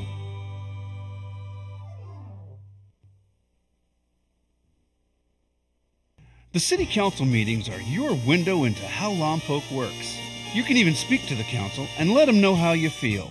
But if you can't be there in person, you can always follow along on TAP TV, KPEG Radio, and the web at cityoflompoc.com. That's right. We'll be there on the first and third Tuesday of every month, bringing you all the comments, discussions, and votes. So tune in for a live trimulcast of your City Council meetings, only on TAP TV, KPEG Radio, and cityoflompoc.com.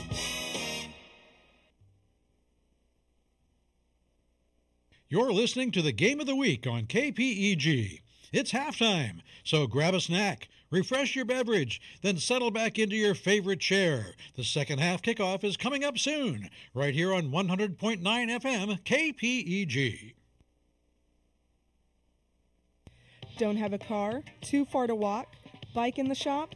Welcome aboard Colt, the City of Lompoc Transit. Sit back and let us do the driving. Colt serves the communities of Lompoc, Mission Hills, and Vandenberg Village.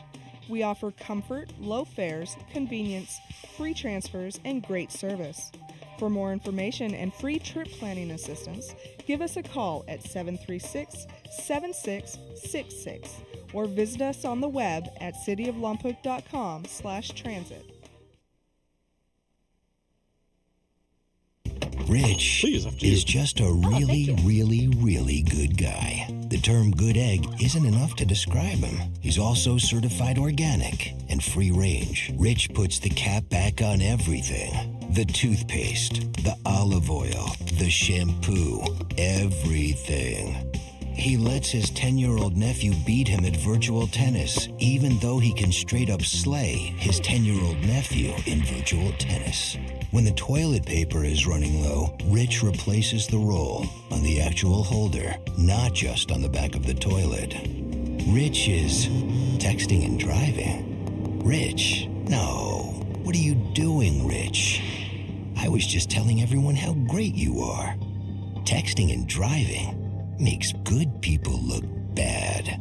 Visit StopTextStopWrecks.org. A public service announcement brought to you by the National Highway Traffic Safety Administration and the Ad Council. I shop and cook for my mom every week. I help my dad pay his bills. I take my wife to the doctor. Am I a caregiver? Are you caring for a senior parent, spouse, or friend? Do you spend time helping with meals, shopping, or personal care? Are you stressed? Do you have less time for yourself? You are not alone. Nearly 1 in 6 people in Lompoc are caregivers. Visit caringtogetherlompoc.org or call 925-9554. Dave, what are you doing? Just sending a gift to Dave 2037.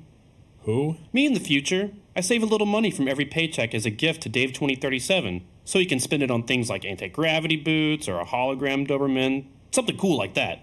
I think Dave 2037 deserves it. He worked hard. What are you getting Steve 2037?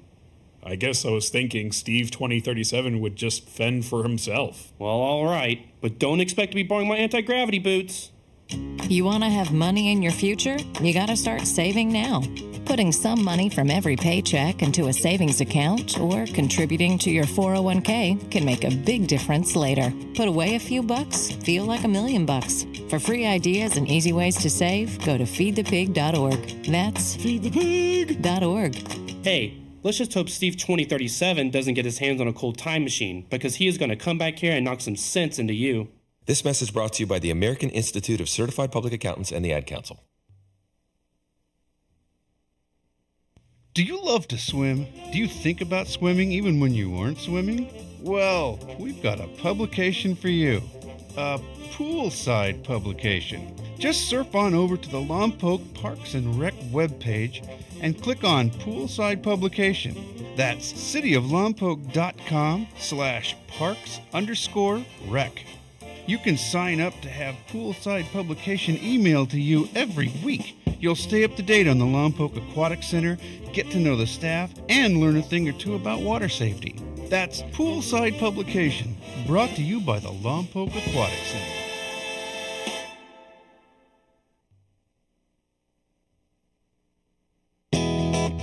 Hey Lompoc, now that your newest, bestest, most favoritist radio station is up and running, why not put us to work? If your organization has a nonprofit event or fundraiser coming up, let KPEG help spread the word. Just submit your public service announcement at least 2 weeks in advance, and we'll handle the rest. Call us at 875-2750 for details. That's 875-2750. After all, KPEG is your community radio station. Serving you is what we do.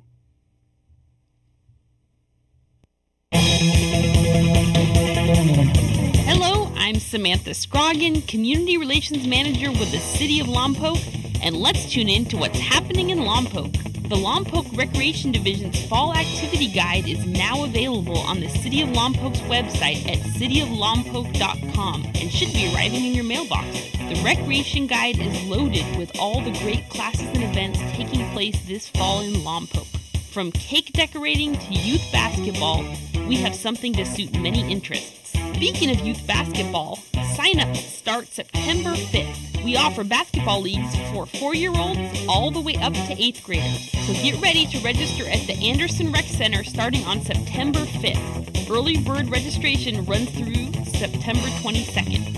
Fall is almost here, but our Lompoc Aquatic Center still offers swim lessons and recreation swim hours on Saturdays and Sundays from 1 p.m. to 3 p.m. Get your running shoes ready. Registration is underway for our Beatty Park Fun Run, taking place on Sunday, September 10th. Sign up now at the Anderson Rec Center. The Lompoc Libraries are calling all artists to submit their artwork for a chance to have it displayed next year at the Lompoc Library and Village Library. The deadline to submit art is Thursday, September 7th. Visit cityoflompoc.com for details. It's hard to believe, but the holidays will be here before we know it. Applications to participate in the Lompoc Valley Children's Christmas Season Parade will be available on the city's website, cityoflompoc.com, starting on September 5th. Thanks for joining us for the City of Lompoc News Update. We'll see you next time when we tune in Lompoc. You're listening to the Game of the Week on KPEG. It's halftime, so grab a snack, refresh your beverage, then settle back into your favorite chair. The second half kickoff is coming up soon, right here on 100.9 FM KPEG. The Southern California Gas Company is replacing a natural gas pipeline along Highway 1 here in Lompoc. Although customers are not expected to experience any natural gas service interruptions, during construction, one northbound and one southbound lane of Highway 1 will be closed just north of the airport. Lane closures will be in effect Monday through Thursday from 9 a.m. to 4 p.m., again Monday through Thursday nights from 8 p.m. to 6 a.m., and on Fridays from 9 a.m. to 2 p.m. Work begins on July 10th and will continue through the month of October. For questions or concerns about the construction project, contact SoCal Gas at 1-800-427-2200. And welcome back, ladies and gentlemen, to Doug Hitchens Stadium. Greg Ratcliffe and Mike Loney here bringing you the action with Lompoc and Arroyo Grande. The Braves starting out real strong here in the first half. It's 27-0. Lompoc Braves over the Arroyo Grande Eagles, and a little bit of a stunner. The Braves doing a spectacular job on offense, scored 4 times in 5 possessions. Correct. And are all fired up on defense as well. And we were talking about perhaps some question marks at quarterback. Xavier Nix, 7 of 7, 141 yards, 2 touchdowns. And the only thing that came close to being a mistake was the pass that he threw over Johnny Manzo's head, which wasn't an incompletion because it was a lateral that went out of bounds. Doesn't count as a pass. So counts as a fumble. A fumble, yes. A 3-yard loss on that fumble. And but other than that, he has been iron tonight. He has been just solid. I am impressed so far with Nix and with DeAndre Coleman is doing showing himself very well. DeAndre Coleman has been a good 30% of the defense tonight, I think. And of course, Toa Taua standing out on both ends of the ball as you would expect him to. They have really game planned. Arroyo Grande has really game planned around Taua, and I don't want to say they've neutralized him, but they have kept a lot of the explosiveness away. He did have that one long run for a touchdown, but they've kind of kept him in check. But the rest of the Braves' offense has just been running all over them, and defensively, the Braves have allowed almost nothing. It's been really the only time the Eagles were in the Lompoc side of the field was due to penalties by the Braves. Other than that, Braves have been all over it tonight. It has been penalty ridden. It's been sloppy. Yeah. There's been a lot of emotions. There's been some too much and some unsportsmanlike on both sides. Yeah.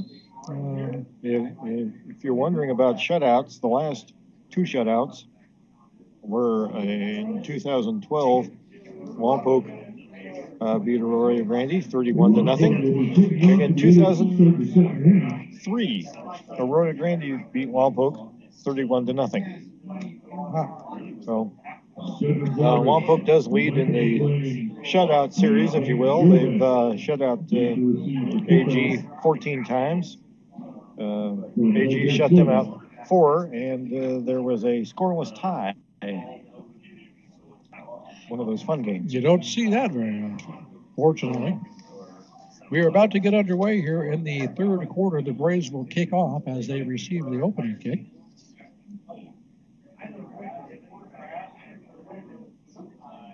And we wonder what the lineup will be like here in the second half for the Braves as far as personnel. Johnny Galindo was practicing the kickoffs earlier, so we'll see if he's kicking off or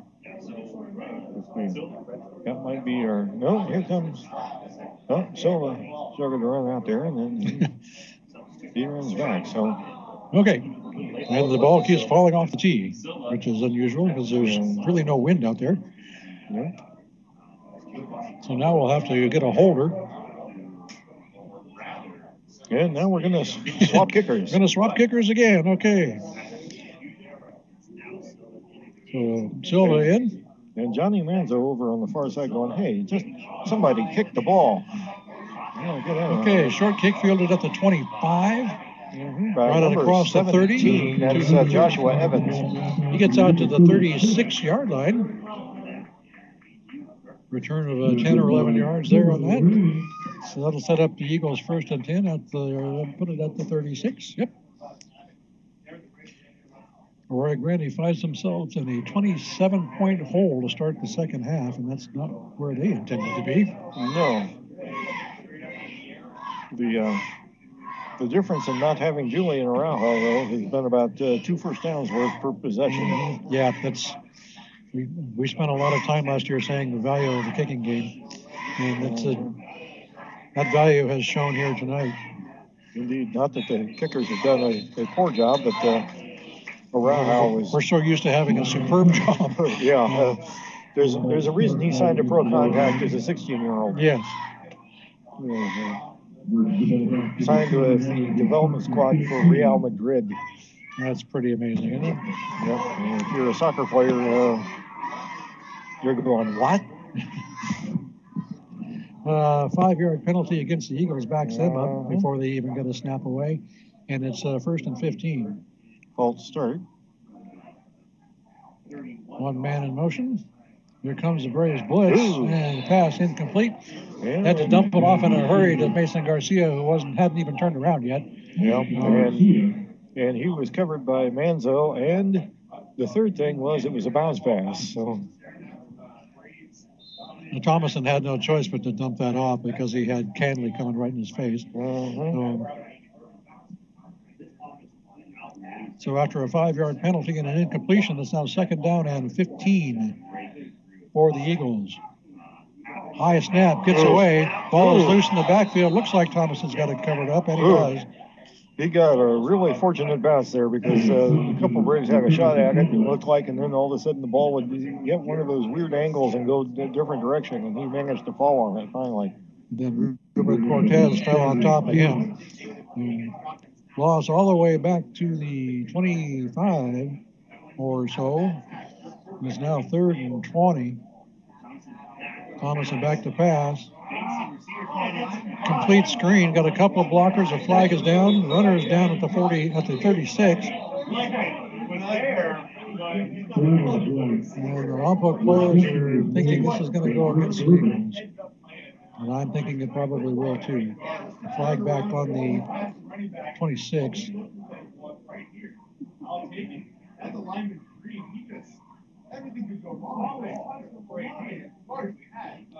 That ball ended up in the hands of number 55 for Arroyo Grande. Drake Bourbon running down the field.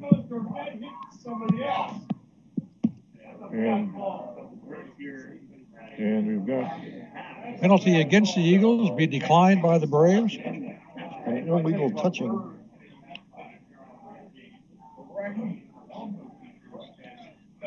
Did they complete that pass to a lineman? Yes.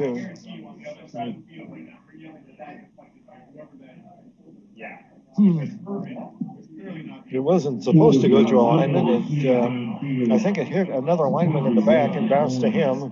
There was a receiver in the area, number 17. Joshua Evans was around the ball, but it ended up in the hands of Drake Bourbon, number 55, who's a 6'2", 230 junior. And so the not the way they drew it up, was it? No, I don't think so. So the upshot of the whole thing is that it will be 4th down, I believe. Yeah, this is interesting. The Arroyo Grande coaches are coming across the field. We have a player down. We've got an injury down on the field that we couldn't see. We were screened by the players. Yeah, right at the Braves sideline. It's a AG player. Clock stopped with 11:15, just underway here in the third quarter. Tom Blanco was out there immediately, and he's now turned it over to the AG training staff pretty much, although he looks like he's... It's number 72, Sergio Roca, who is now up on his feet. Sorry, Justin Coelho.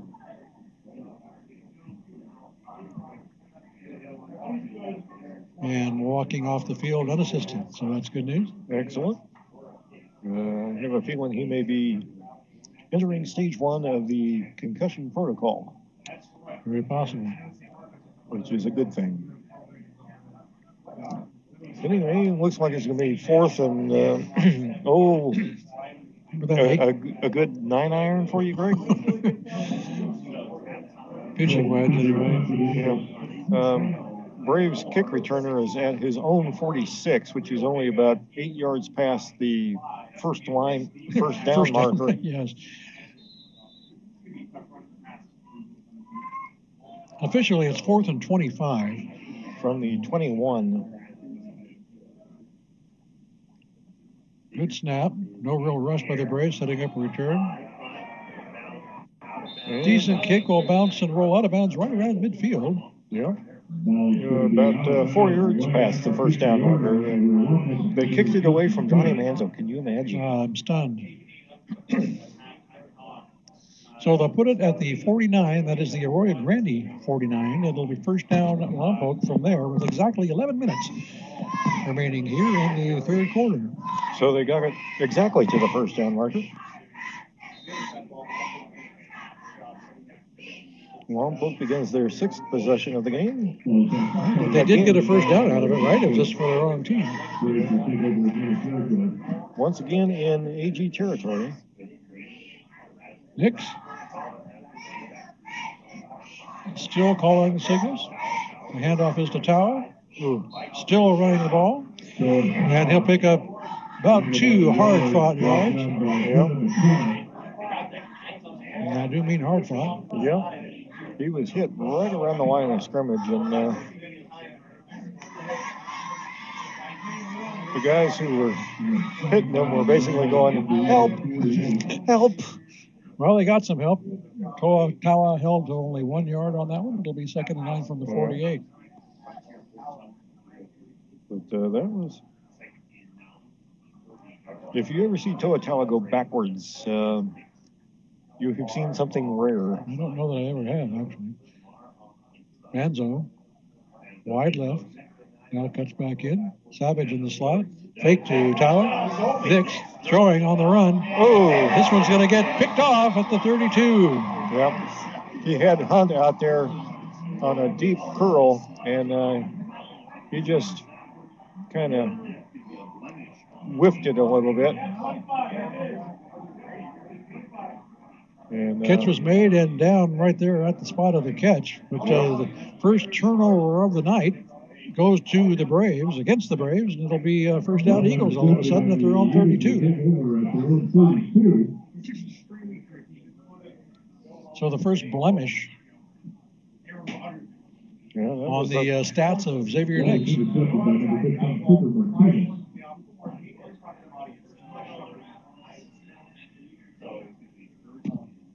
So the Eagles back on offense now here for the first time in the second half. Yep. Well, pressure again. Under pressure. And guess who? 1, 2, 3, 4 Braves in the backfield. But guess who finally got him on the ground? Was that Mr. Coleman? That was a little one-on-one action. That was Mr. Coleman again. The loss back to the 29-yard line. Tao was actually the first guy back there, but couldn't wrestle him down. Then the cavalry came. High snap. Ball is loose again in the backfield. There's a scrum. Braves think they've got it. Do they? Yes. Fumble recovered by the Braves in the backfield. And they'll trade turnovers, and the Braves will get it back. And that was all by a bad snap, which we have seen a couple of by the Eagles tonight.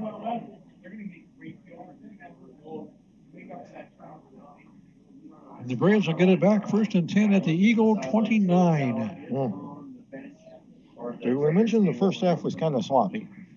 Well, yeah. Well, it's continuing in the second. It seems to be a trend. Unfortunately. First down, Braves from the Eagle 29. Nix from the shotgun. Manzo again in motion. He does it a lot. Fakes the handoff. Going deep to Savage. Savage is wide open. All by himself at the goal line. And it's too easy, Mike. Touchdown, Braves. That's just pitch and catch. Yeah, there was a defender sort of in the general area, but that was, and he held Savage as he went by him, and then Savage kind of slowed up a little bit, but he was still 10 yards clear. Point after, on the way. It's good. The Braves making it look simple if they can keep it clean. It's 9:18 left in the third quarter. It's now Lompoc 34, Arroyo Grande nothing, and the Braves are just running away with this one. Yeah. And I'm sure this score gives both comfort and anxiety to the folks down the road here a bit in Lompoc who get to face the Braves next, because they not on whether love lost between Lompoc and Arroyo Grande either, but I don't think I don't think the Titans are looking forward to going to Houck next week. No. But I am looking forward to telling you about Rose Isaac and Rose's Embroidery and Anything Athletic. Thank you so much, Rose. We love you. Rose Embroidery, again, one of our sponsors this season. Always count on Rose for her support, and we love her for it. Thank you, Rose Isaac. Rose's Embroidery, Anything Athletic. Rose is always worth talking about. Gilman finding some room on the far side. Gets close to midfield before he's finally brought down. He took that ball just inside the 30, about the 29, and got it out to almost midfield. And basically, Gilmet on kickoff returns, has been the largest portion of been the biggest offensive weapon they forward had. Motion for the Eagles tonight. Absolutely right. They're going to put it at the 43-yard line.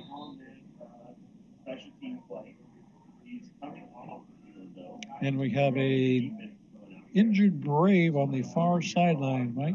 Someone sitting down at the 40-yard line. You cannot see who that is at this point. We've seen a couple of Lompoc players over here on their sideline getting stretched out after plays, and some cramping going on, which is also not that unusual for early season play.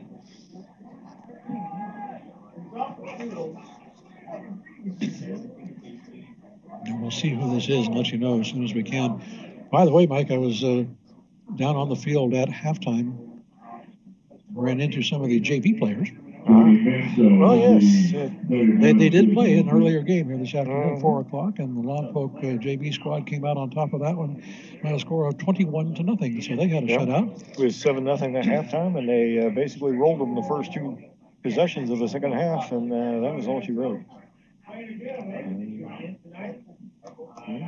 So collectively, so far, the two teams have outscored the Eagles 55-0. Back over. Braves players still down. 9 minutes, 10 seconds remaining here in the third quarter. Braves up 34-0. It's been all Lompoc all the way. Yeah, the last Braves possession took, well, including the kickoff return we just witnessed, 15 seconds have elapsed. Braves have scored on every possession except for one this evening, and that's a touchdown on every score. So it looks like they're stretching out a leg over there. I don't think this is anything serious. And players up and coming this way. Is that Manzo? Yeah, that's Manzo. That is Johnny Manzo walking over here to the Lompoc sideline, unassisted. And that is very good news. Yeah, be surprised if we saw him much more this evening. Though we are starting to see some substitutions on the Braves defense. Number 27, Jesus Corrales in at left end. The flip-flop, and he's over at right end now. Some familiar numbers still there. Tawa still in the game. First and 10 Eagles. Ooh.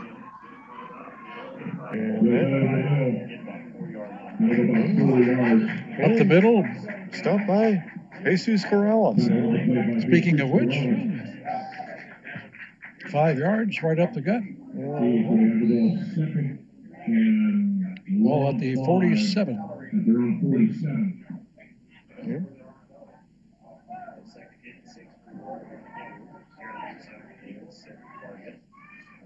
Eagles starting a new era under. Ooh. Fake the handoff and then sprints out himself. That was Thomason. And Jelani Henderson bought the fake, but and gave James Gilman a big hit in the backfield. The only problem is he didn't have the ball. Yeah, they gave each other a quick hug after the play was over, but that was a hit. Just across midfield to the Lompoc 49, third and about 2. There was another high snap, corralled though. And Gilman got stuffed by Tawa. Got back to the line of scrimmage and still be a couple yards shy of the first. Actually going to let him lose a little bit. Fourth down and closer to 3 now. But wouldn't be surprised to see the Eagles go for this under the present circumstances, Mike. No, and they indeed are. 2 receivers up here to the top.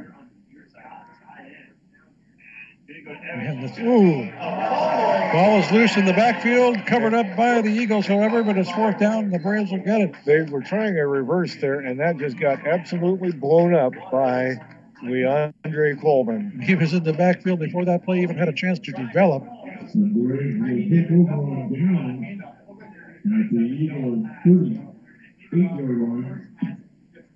The ball goes all the way back to the 38 of the Eagles, and that's where the Braves will take over first and 10. AG recovered, but it was fourth down, so.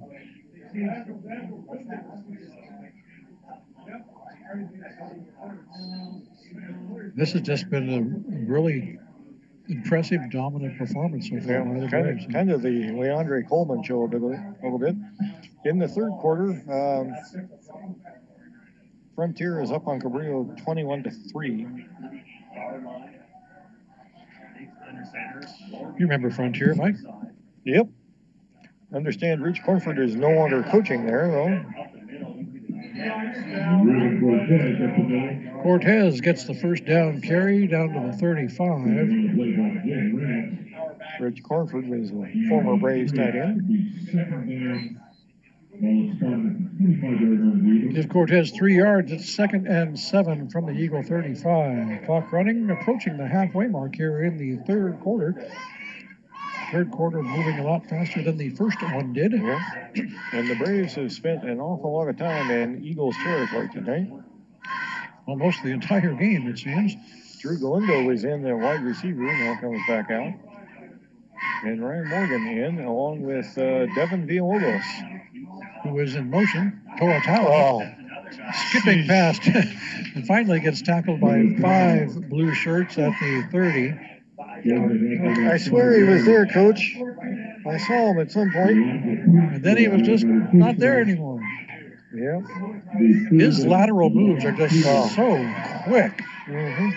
Well, and I mean, he's not one of these skinny guys that he's not a jitterbug. To be built like he is and have that kind of agility is really a phenomenal combination. Mm-hmm. Short of the first down, however, on the carry. Third down and about 2, and we have a timeout called by the Braves. He's been talking to somewhere in the neighborhood of a dozen D1 schools. Is that all?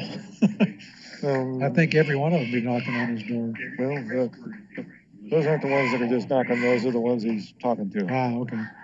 He hasn't really narrowed the field much, but well, he's got a year to figure that out. Yeah. Well, here's something we want to talk about. One of our sponsors tonight, our good friends over at Sunset Auto Center, Mike. Hey. Thank you so much to the folks at Sunset for coming on board. George and Cheryl Bedford, longtime sports fans and supporters here in the Lompoc Valley. And we thank them for coming on board with us this season, helping to make these broadcasts possible. Sunset Auto Center, thank you so much for your support of local sports and local community radio. After John Huss and 10 years with Tom Goosen, the Eagles hired Mike Hartman back in January to coach the squad. Third and short. That's Ruben Cortez fighting for the first down. And he's going to be thrown back, but I think he got there. I think forward progress will give him what he needs. So we're going to be pretty close. He was thumped by a bunch of people. But they're going to use the Mark I eyeball, and then they're going to use the actual chains. So they'll bring the chains from the far side of the field across. This will be an official timeout. An official skosh. Yeah. Hartman was at St. Joe from 1999 to 2011. Served under both Lance Fourier and Barney Eames. Oh. Throw a name out there for you. Then he was the head coach for 7 years. Was 53 and 28. Was the head coach from 2005 to 2011. Won the LPL title in 2005, 2008, and 2009. And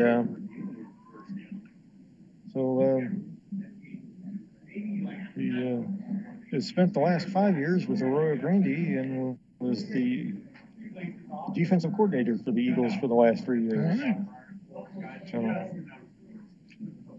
back to present day, the Braves and Ruben Cortez got about a football length, just enough to get the first down. Let's move the chains and give Lompoc a 1st and 10 from the AG 27. And Villalobos in motion again, taking the usual spot of Johnny Manzo.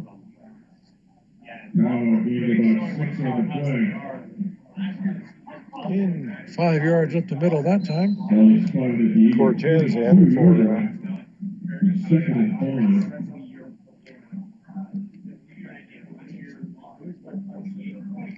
Xavier Nix still doing the quarterback duties for the Braves. And we speculated we might see a substitution in that regard, maybe not till the fourth quarter, maybe not at all. Yeah. The receivers are Villalobos and Morgan. Cortez right up the middle. And spins left and picks up a nice chunk. Gets down to the 20. That's Ruben. He's going to get 4 or 5 yards right up the middle is what he does. Not every carry. 3rd and 2. The ball just inside the AG 20-yard line.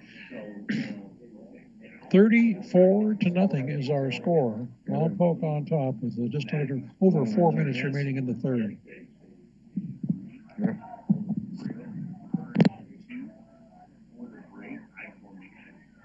Toa, the deep back.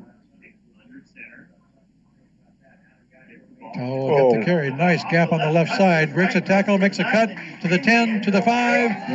Toa, touchdown, Braves. And we have an Eagle player down. There were some guys shoving one of the Braves players in the middle of a big, massive pile, and 2 other Braves players jumped in, grabbed him by the arms, and dragged him off. Which is And the AG player has trotted off the field, so he's okay. And the Braves will line up for yet another point after. It's 40-0, folks. 40-0.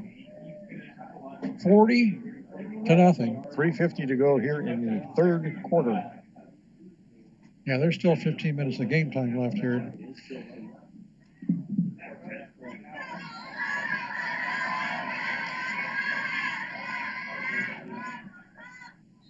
Yeah. And movement on the line will draw some flags before this one gets kicked. False start against the Braves. Someone on the left side of the line twitched a little bit on some defensive movement. So, back them up 5 and try it again. PATs have been a little bit of an adventure tonight, Mike. For any number of reasons. The kicking has actually been pretty solid, but they will be working on special teams this week. Well, who cares? Add another 5 yards. I'll kick it up there anyway. The kick is good, and it is now 41-0. Braves leading with 3:50 left here in the third quarter. You are listening to Lompoc Braves football on your home for local sports. 100.9 KPEG. Greg Ratcliffe, Mike Loney here on site. Judy Baker turning the dials back at KPEG Control. And we're pleased to be with you again this season. Cheerleaders getting another workout down there on the sideline. 1 kick for every point. Mm-hmm. And if you're wondering about the largest ever win by the Braves in this series, I was just about to ask that, actually. That would be 1969 when the Braves won 60-0. 60-0. 60-0. That was a stretch in which, there was in 65 it was a 6-6 tie. In 66 it was 19-18, and then in the next 8 years, Arroyo Grande scored 6-0-0-0-0-7-0-7. Wow. So, hello defense in the late 60s, early 70s. That was when Lompoc really finally started to become something of a football power. That's quick math says it's like 20 points over like 8 or 9 years. Well, Frontier is now up 28-3 over Cabrillo, and Foothill and Atascadero are tied at 21. Sounds like a real barn burner. Nice low kick. line drive kick at about the 12. Got some room on the far side. One man to beat now.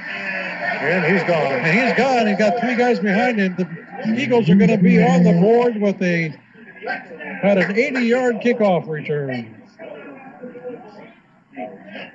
And that was, of course, number 20, James Gilman.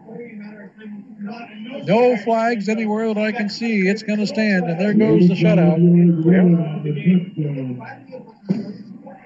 Did I mention that they will be working on special teams? Yes, very apropos comment. Well timed. Yeah. And Tawa started to run out on the field to play defense on this extra point thing, and one of the coaches grabbed him and said, no. I don't think so. Yeah. So the Eagles on the board. It's 41-6. Point after coming up. Kick is away. It is up and good.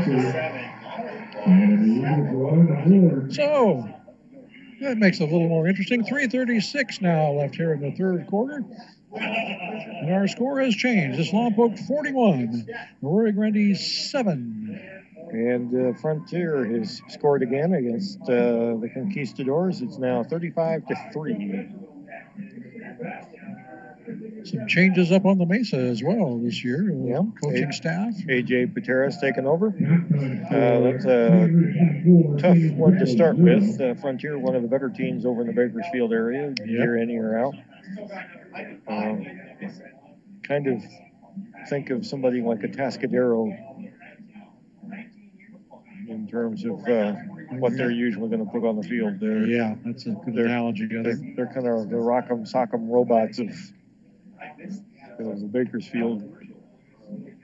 But speaking of teams from Bakersfield, AG gets to take on Independence here in a couple weeks. Well, actually on the road. That should be an interesting contest too. Help the Braves rankings if the Eagles can pull that one out. Yes.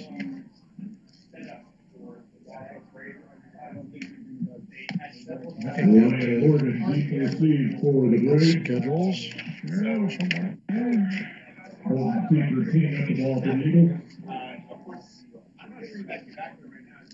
Eagles will play Bishop Diego next week. Then the away game at Independence that Mike mentioned.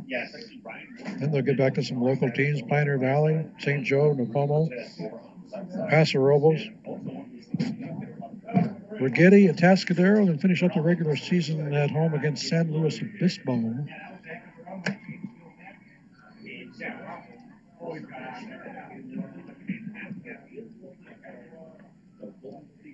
And something we haven't said very much tonight at all, the Eagles ready to kick off. And a nice high kick taken at the 6-yard line. That is Shamar Savage. Gets to the other side of the field, or trying to, and finally gets tripped up at about the 25-yard line. Somebody just grabbed an ankle. Couldn't pick up the blocks he needed here on the near side, so he turned it around and went the other way and couldn't quite get to the corner. And if he got out of that ankle tackle, he was questionable as to whether or not anybody was going to get him. He might have answered that kickoff return with one of his own. Yeah. As it is, the Braves will take over 1st and 10 at their own 25-yard line with 3:26 remaining here in the third quarter. Our score is Lompoc 41, the Eagles 7.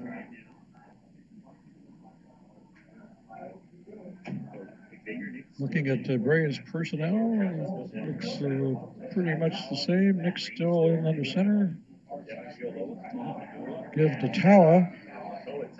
He has one guy riding on his back and carries him for about 6 yards. And I mean that quite literally.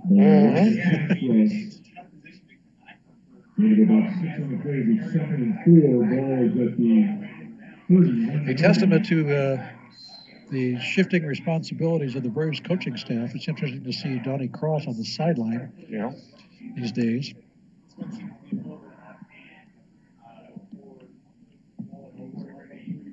And Coach Chironis is up on the roof tonight. That'll be Paul. Yep. Also the new basketball coach for the Braves. Well deserved. Villalobos in motion. And set to the left. Is that Ruben up the middle again? I think so. I think he's going to be... Get about a yard shy, I think. Not even half a yard or less short of a first down, just short of the 35-yard line. It'll be 3rd down. We're 2:02 and counting here in the third quarter. Seems like this game was accordioned on us, Greg. One receiver wide to either side, I formation. Nick's under center. Quarterback sneak will power forward for a first down to the 36.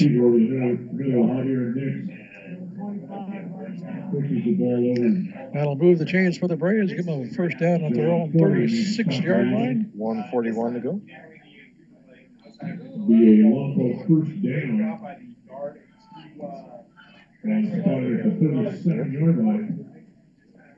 We mentioned Division III a while ago.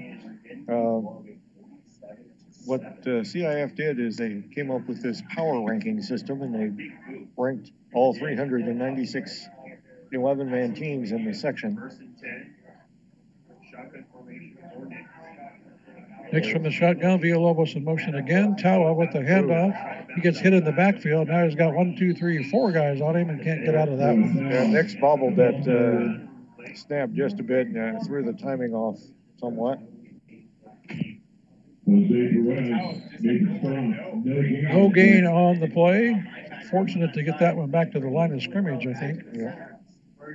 But some people were a little bit cheesed because Lompoc came in ranked 10th in Division III, but they were the number 10 teams in terms of the power ranking in the division. So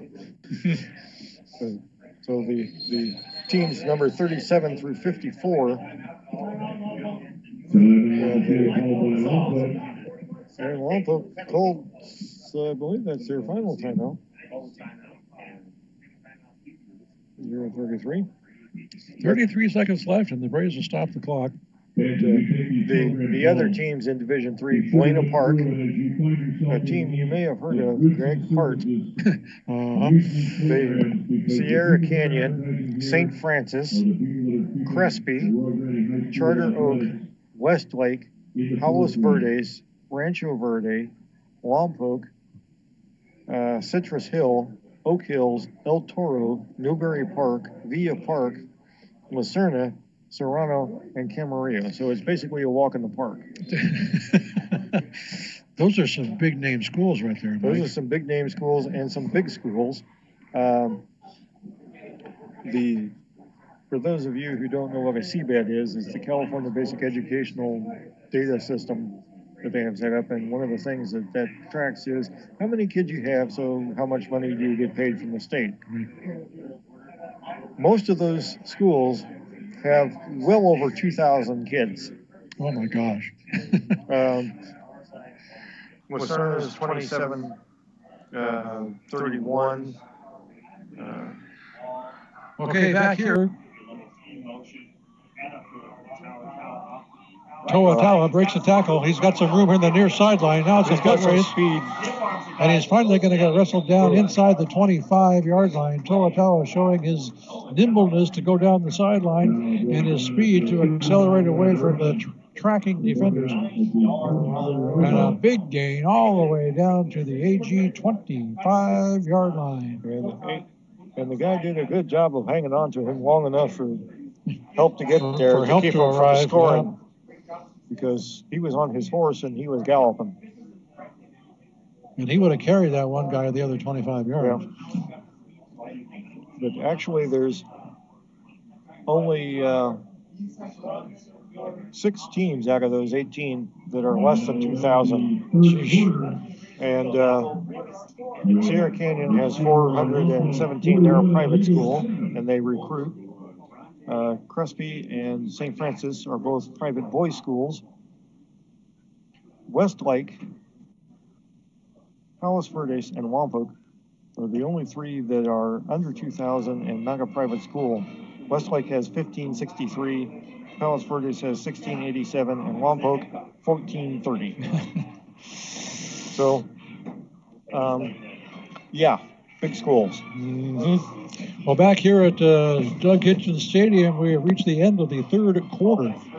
12 minutes remaining in this one, and the Braves have got this one under control. They have had since pretty much the opening minutes.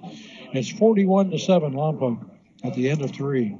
And we have heard from your partner in crime, Greg. Dr. Draw has chimed in saying, "Go Eagles." Yes. Bill, a Roy Grande alumnus. Yeah. So I think he tried to sneak that in when nobody was paying attention. We'll sneak this in while everybody is paying attention. The Surf Connection, one of our sponsors tonight. Thank you so much, Robin, Dave, everybody over at Surf Connection for once again supporting our cause, helping us make these broadcasts a reality. Thank you for your support of local sports and local community radio. The Surf Connection. If you're wondering about some of the other schools in the area, Oaks Christian, St. Bonnie, Calabasas, those are folks in Division 2. So if we get bumped up, guess who we get to face next year? He was bumped up enough. Nix fakes the handoff, keeps it himself, rolls right, and gets buried under a sea of blue jerseys. Very dark blue jerseys, by the way. Mm-hmm. Navy Blue Plus. Give him 1 down to the 24. Second and 9.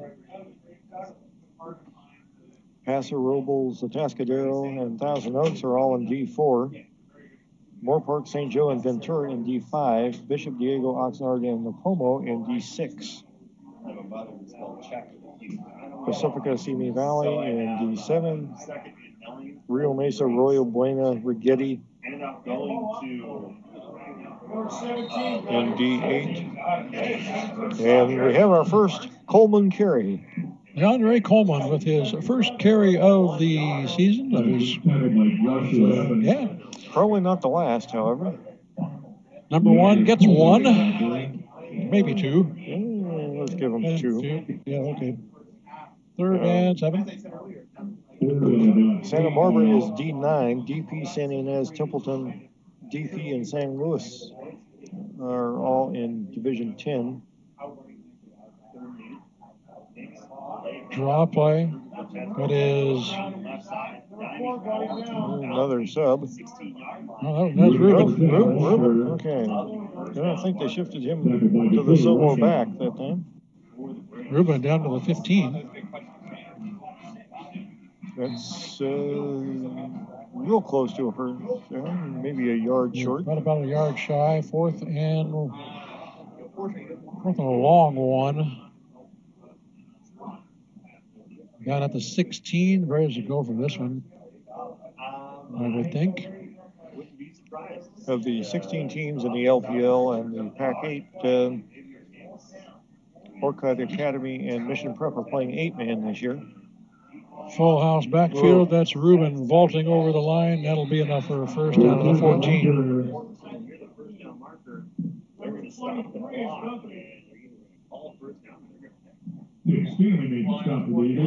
Haven't moved the change yet, but there shouldn't be any doubt. Very well. I don't think. Well, good news for you, Greg. Cabrillo has scored a touchdown. Go Cox. Frontier 35.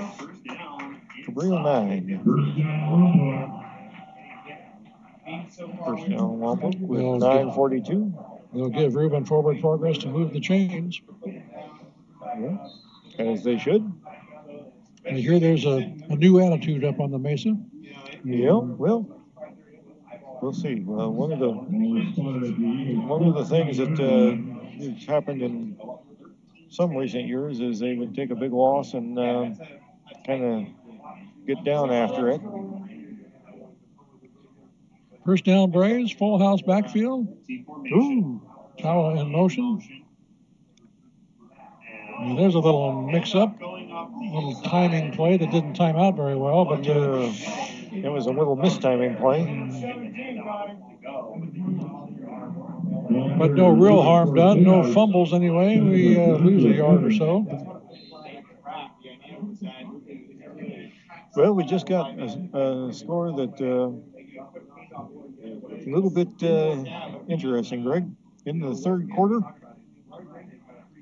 San Luis Obispo 0, Santa Maria 31. Wow. Yeah, that got his head on a swivel. Go Saints. Wow.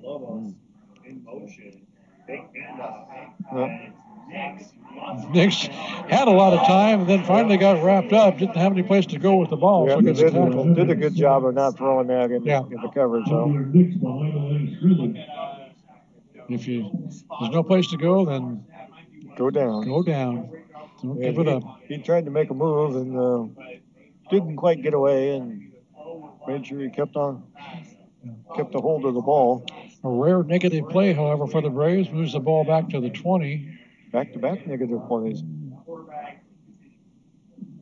Which is even rarer. Yeah. Yeah, it almost starts to constitute retrograde motion, right? Almost. And third and 16 from the 20. 3 wide. First time we've seen that one tonight. And now Morgan will travel over.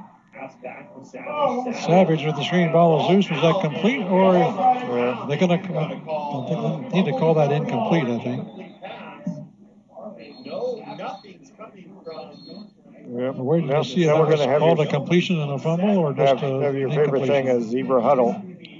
That play was kind of messed up from the beginning because they had 2 or 3 guys that they were trying to move around, and it's like, hey, you're supposed to be over here, you're supposed to go in motion. Yeah, that little receiver screen that we saw from Savage earlier. This time it kind of got blown up, and the question is, the ball came loose, but did he have possession of it to begin with, is what we're discussing right now. It's either an incomplete pass or a catch and a fumble. If it's a fumble, then Roy Grande came up with the loose ball.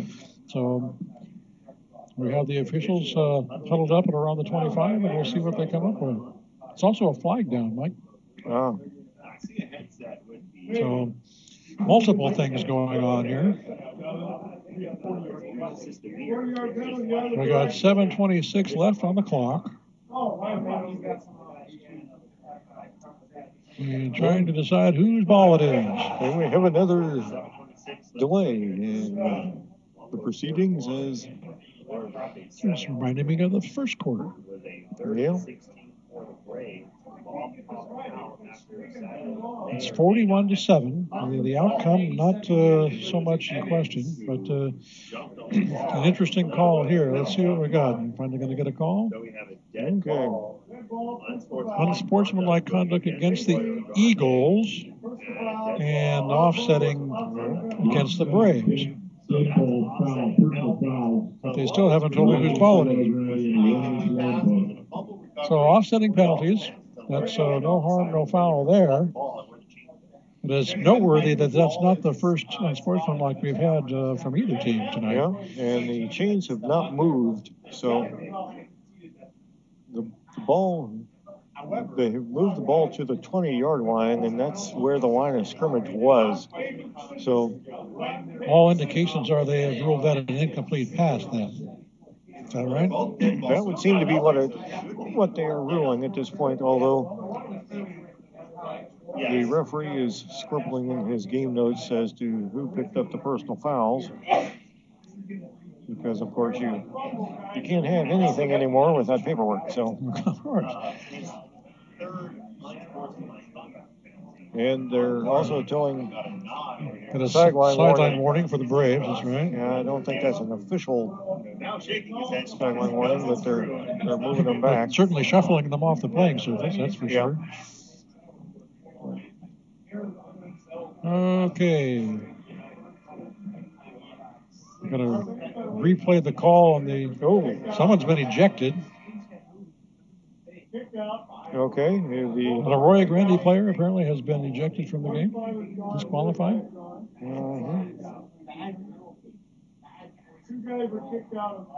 Yep. Well, this is. You mentioned earlier that emotions were high, and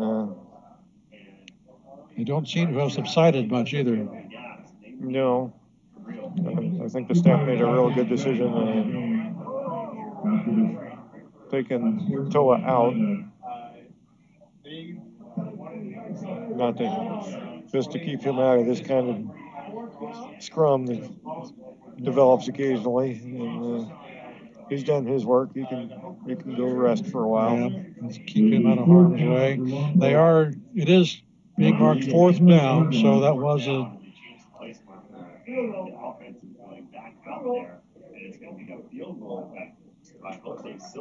So the Braves are going to try and get 3 points here now?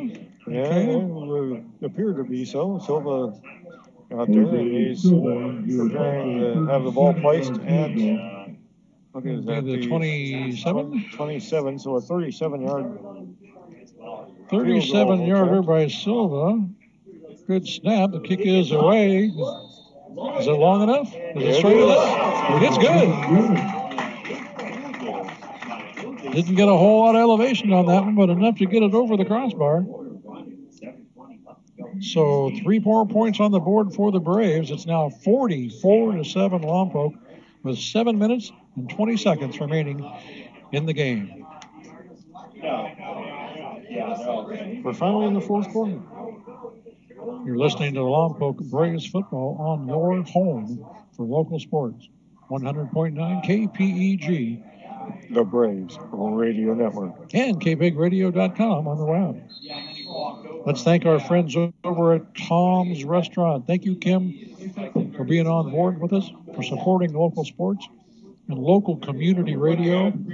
We do this as a community service, and we can't do it without your help. So thank you so much to Tom's for their support tonight and all season long. Tom's Restaurant, home of the educated breaker. Well, it's gotten worse for Cabrillo, 41-9. Frontier now leads in the fourth quarter. I'd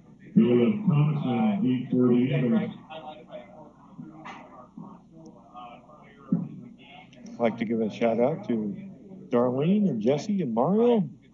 They know why. Okay.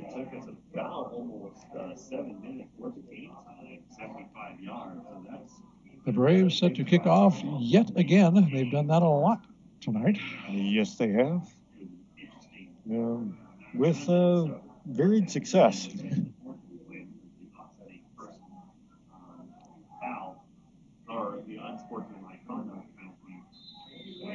And finally a whistle, and we can get this ball in the air. There we go. Yeah, sort of in the air.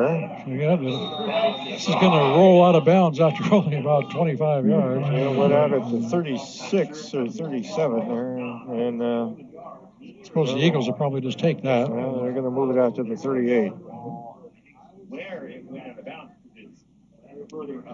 I don't know if they were trying to do something there or if that was just a miss-hit.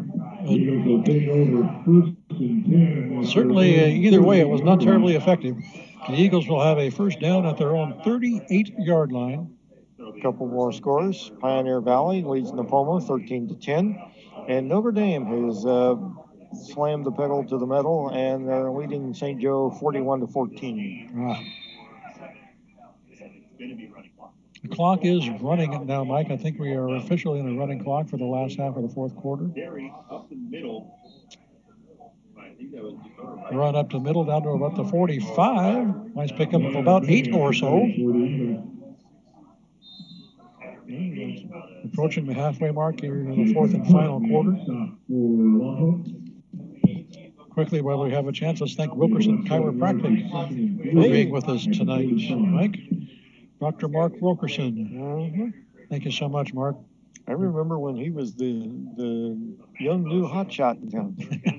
It's been a while. And now he's the veteran. Mark Wilkerson Chiropractic, thank you so much for your support tonight. We appreciate you very much. Worked on by him and his sister and his dad. Yep, family. Third down and about 2. Ball just across the 45-yard line.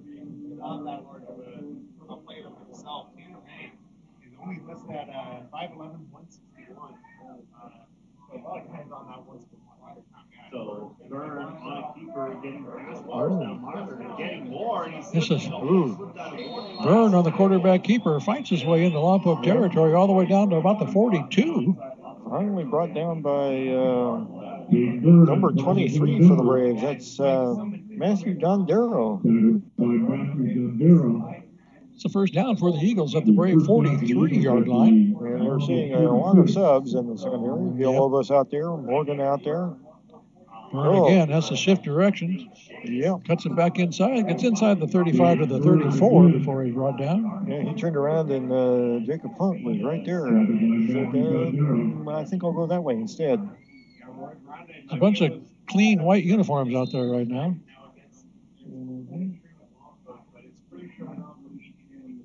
A few veterans still out there. Cortez still playing. Savage is on the far side. Villalobos is out there. Inside 4.5 remaining. Second down and 2. Is lined up to cover Sam Sinkinson, who's 6'4", 230 tight end listed. He's in a split formation. He's a big guy.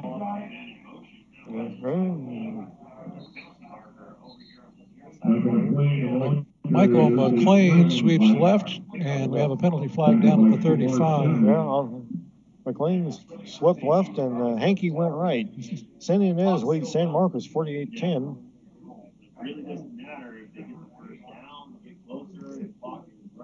Ball's at the 30, but this one is going to come back on a false start. Clock continues to run. as we approach 3.5 minutes to go. While we have just a moment here, let me thank our sponsors once again. Remember, folks, it's our sponsors' support that helps make these broadcasts possible. Thank you so much to the Box Shop, Frederick Quality Plumbing, Hammond Overhead Door, Lompoc Community Bank, Pizza Garden, Anything Athletic, Sunset Auto Center, Surf Connection, Tom's, and Wilkerson Chiropractic. Thank you so much for all of our sponsors and their support tonight and all season long. Byrne took the ball after on a nice skip snap from the center and picked up about 5-6 yards. It's third down and about 2. Back about where we were before the penalty. Burns looking to pass, now rolling left. Forced out by 44. Now under pressure. They'll get the first down, but he might. See, that was gets knocked out of bounds on the far sideline. And that is a first down for the Eagles. Got pressure from Micah Silliman, but he was able to get around the other end, pick up the first down. Clock continues to run with 2:15. Ball at the 32. Approaching the 2-minute mark. And back to pass on the far sideline. Flags coming all over as the receivers go down. There's 3 flags down on the far sideline. Yeah. And that's going to be some contact before the ball got there. That was that matchup we were talking about, Savage and Sinkson. And he's a big boy, 6'4", 230. And Savage is not tiny. And so there was some... there was some contact there, and it wasn't just touchy-feeling contact. Yeah, St. Joe has scored to get a little bit closer. It's 41-22. Unfortunately, Frontier has also scored, so now it's 49-9 in the fourth quarter over Cabrillo.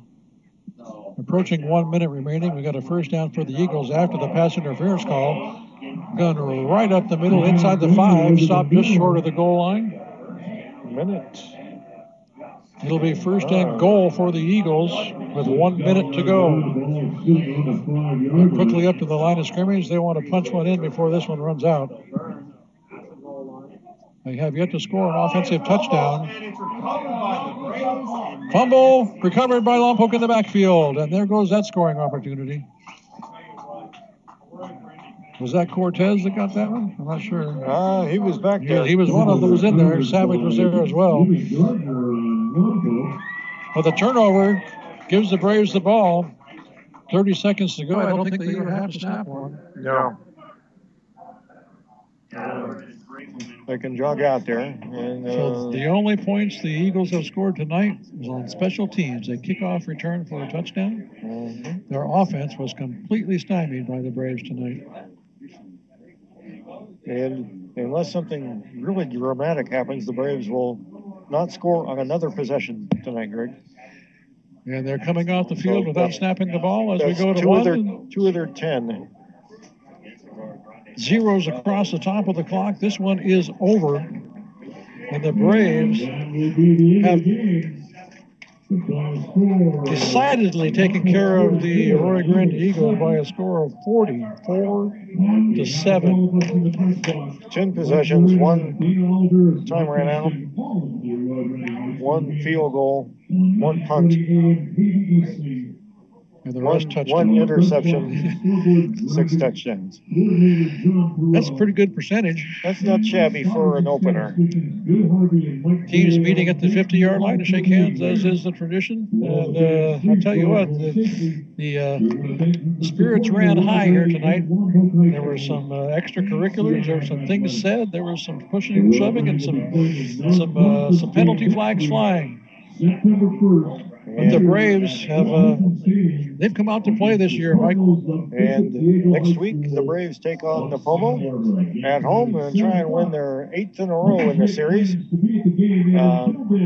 Series actually stands at 12-2 in favor of the Braves. And we have a final, Greg, Rigetti over Morro Bay, 47-7. The Braves will play Rigetti later this year. Somewhere down the line, they play the Rigetti at home on the 22nd. After the Santa Barbara game and before Templeton. So. Let's briefly run over our broadcast schedule so you know where we're going to be.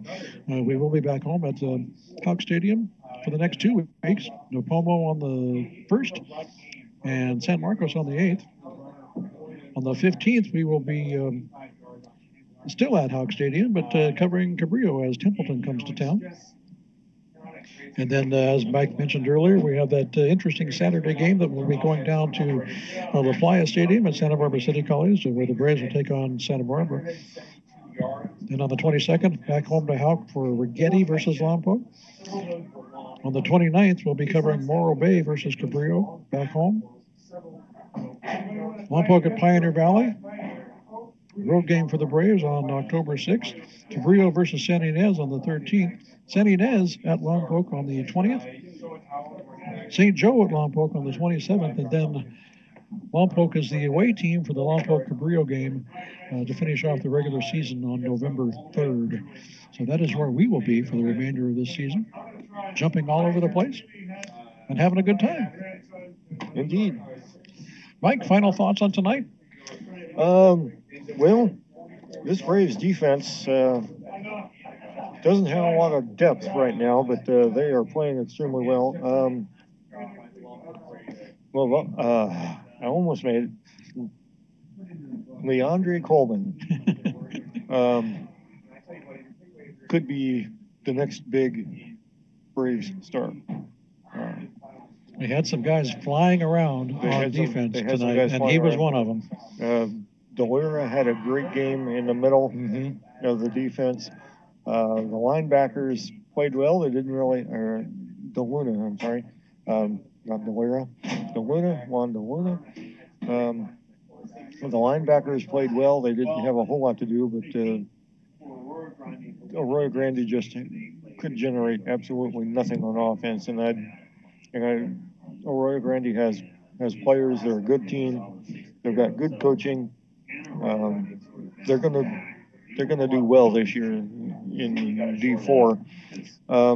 And on the offensive side of the ball for the Braves, I was impressed with Xavier Nix. Yep. He showed us some talent here tonight. He wasn't perfect, but he was really darn good. Braves raising their helmets down on the field in celebration and victory. Once again, our final score here from Doug Hitchin Stadium, 44-7. The Braves come out on top. We've got some final scores from around, some updates from around some other places too. If I can get the thing to move. Aptos over Templeton, 58-12. That's a final. San Ynez in the third quarter, 63-16 over San Marcos. Rough outing for Nate Mendoza and his troops. And as we mentioned earlier, Frontier leading Cabrillo in the fourth quarter, 49-16. Some one-sided games here tonight in week 0. Indeed. And some ones that you wouldn't really think were going to be lopsided, that were lopsided, including this one. This one's a little surprising to me, but I'll take it. Okay, once again, we will be back at Hawk Stadium next Friday when the Nopomo Titans come to visit the Lompoc Braves in week 1. The Braves are 1-0 to start the 2017 campaign, and we like it. So for Judy Baker back at KPEG Control, and from Mike Loney, the Statmeister to my right, my name is Greg Ratcliffe. Thank you so much for being with us tonight. We appreciate you listening, and we'll see you next week. Our final score, once again, from Arroyo Grande High School. The Lompoc Braves, 44. The Arroyo Grande Eagles, 7. 1 down, 15 to go. Good night, everybody.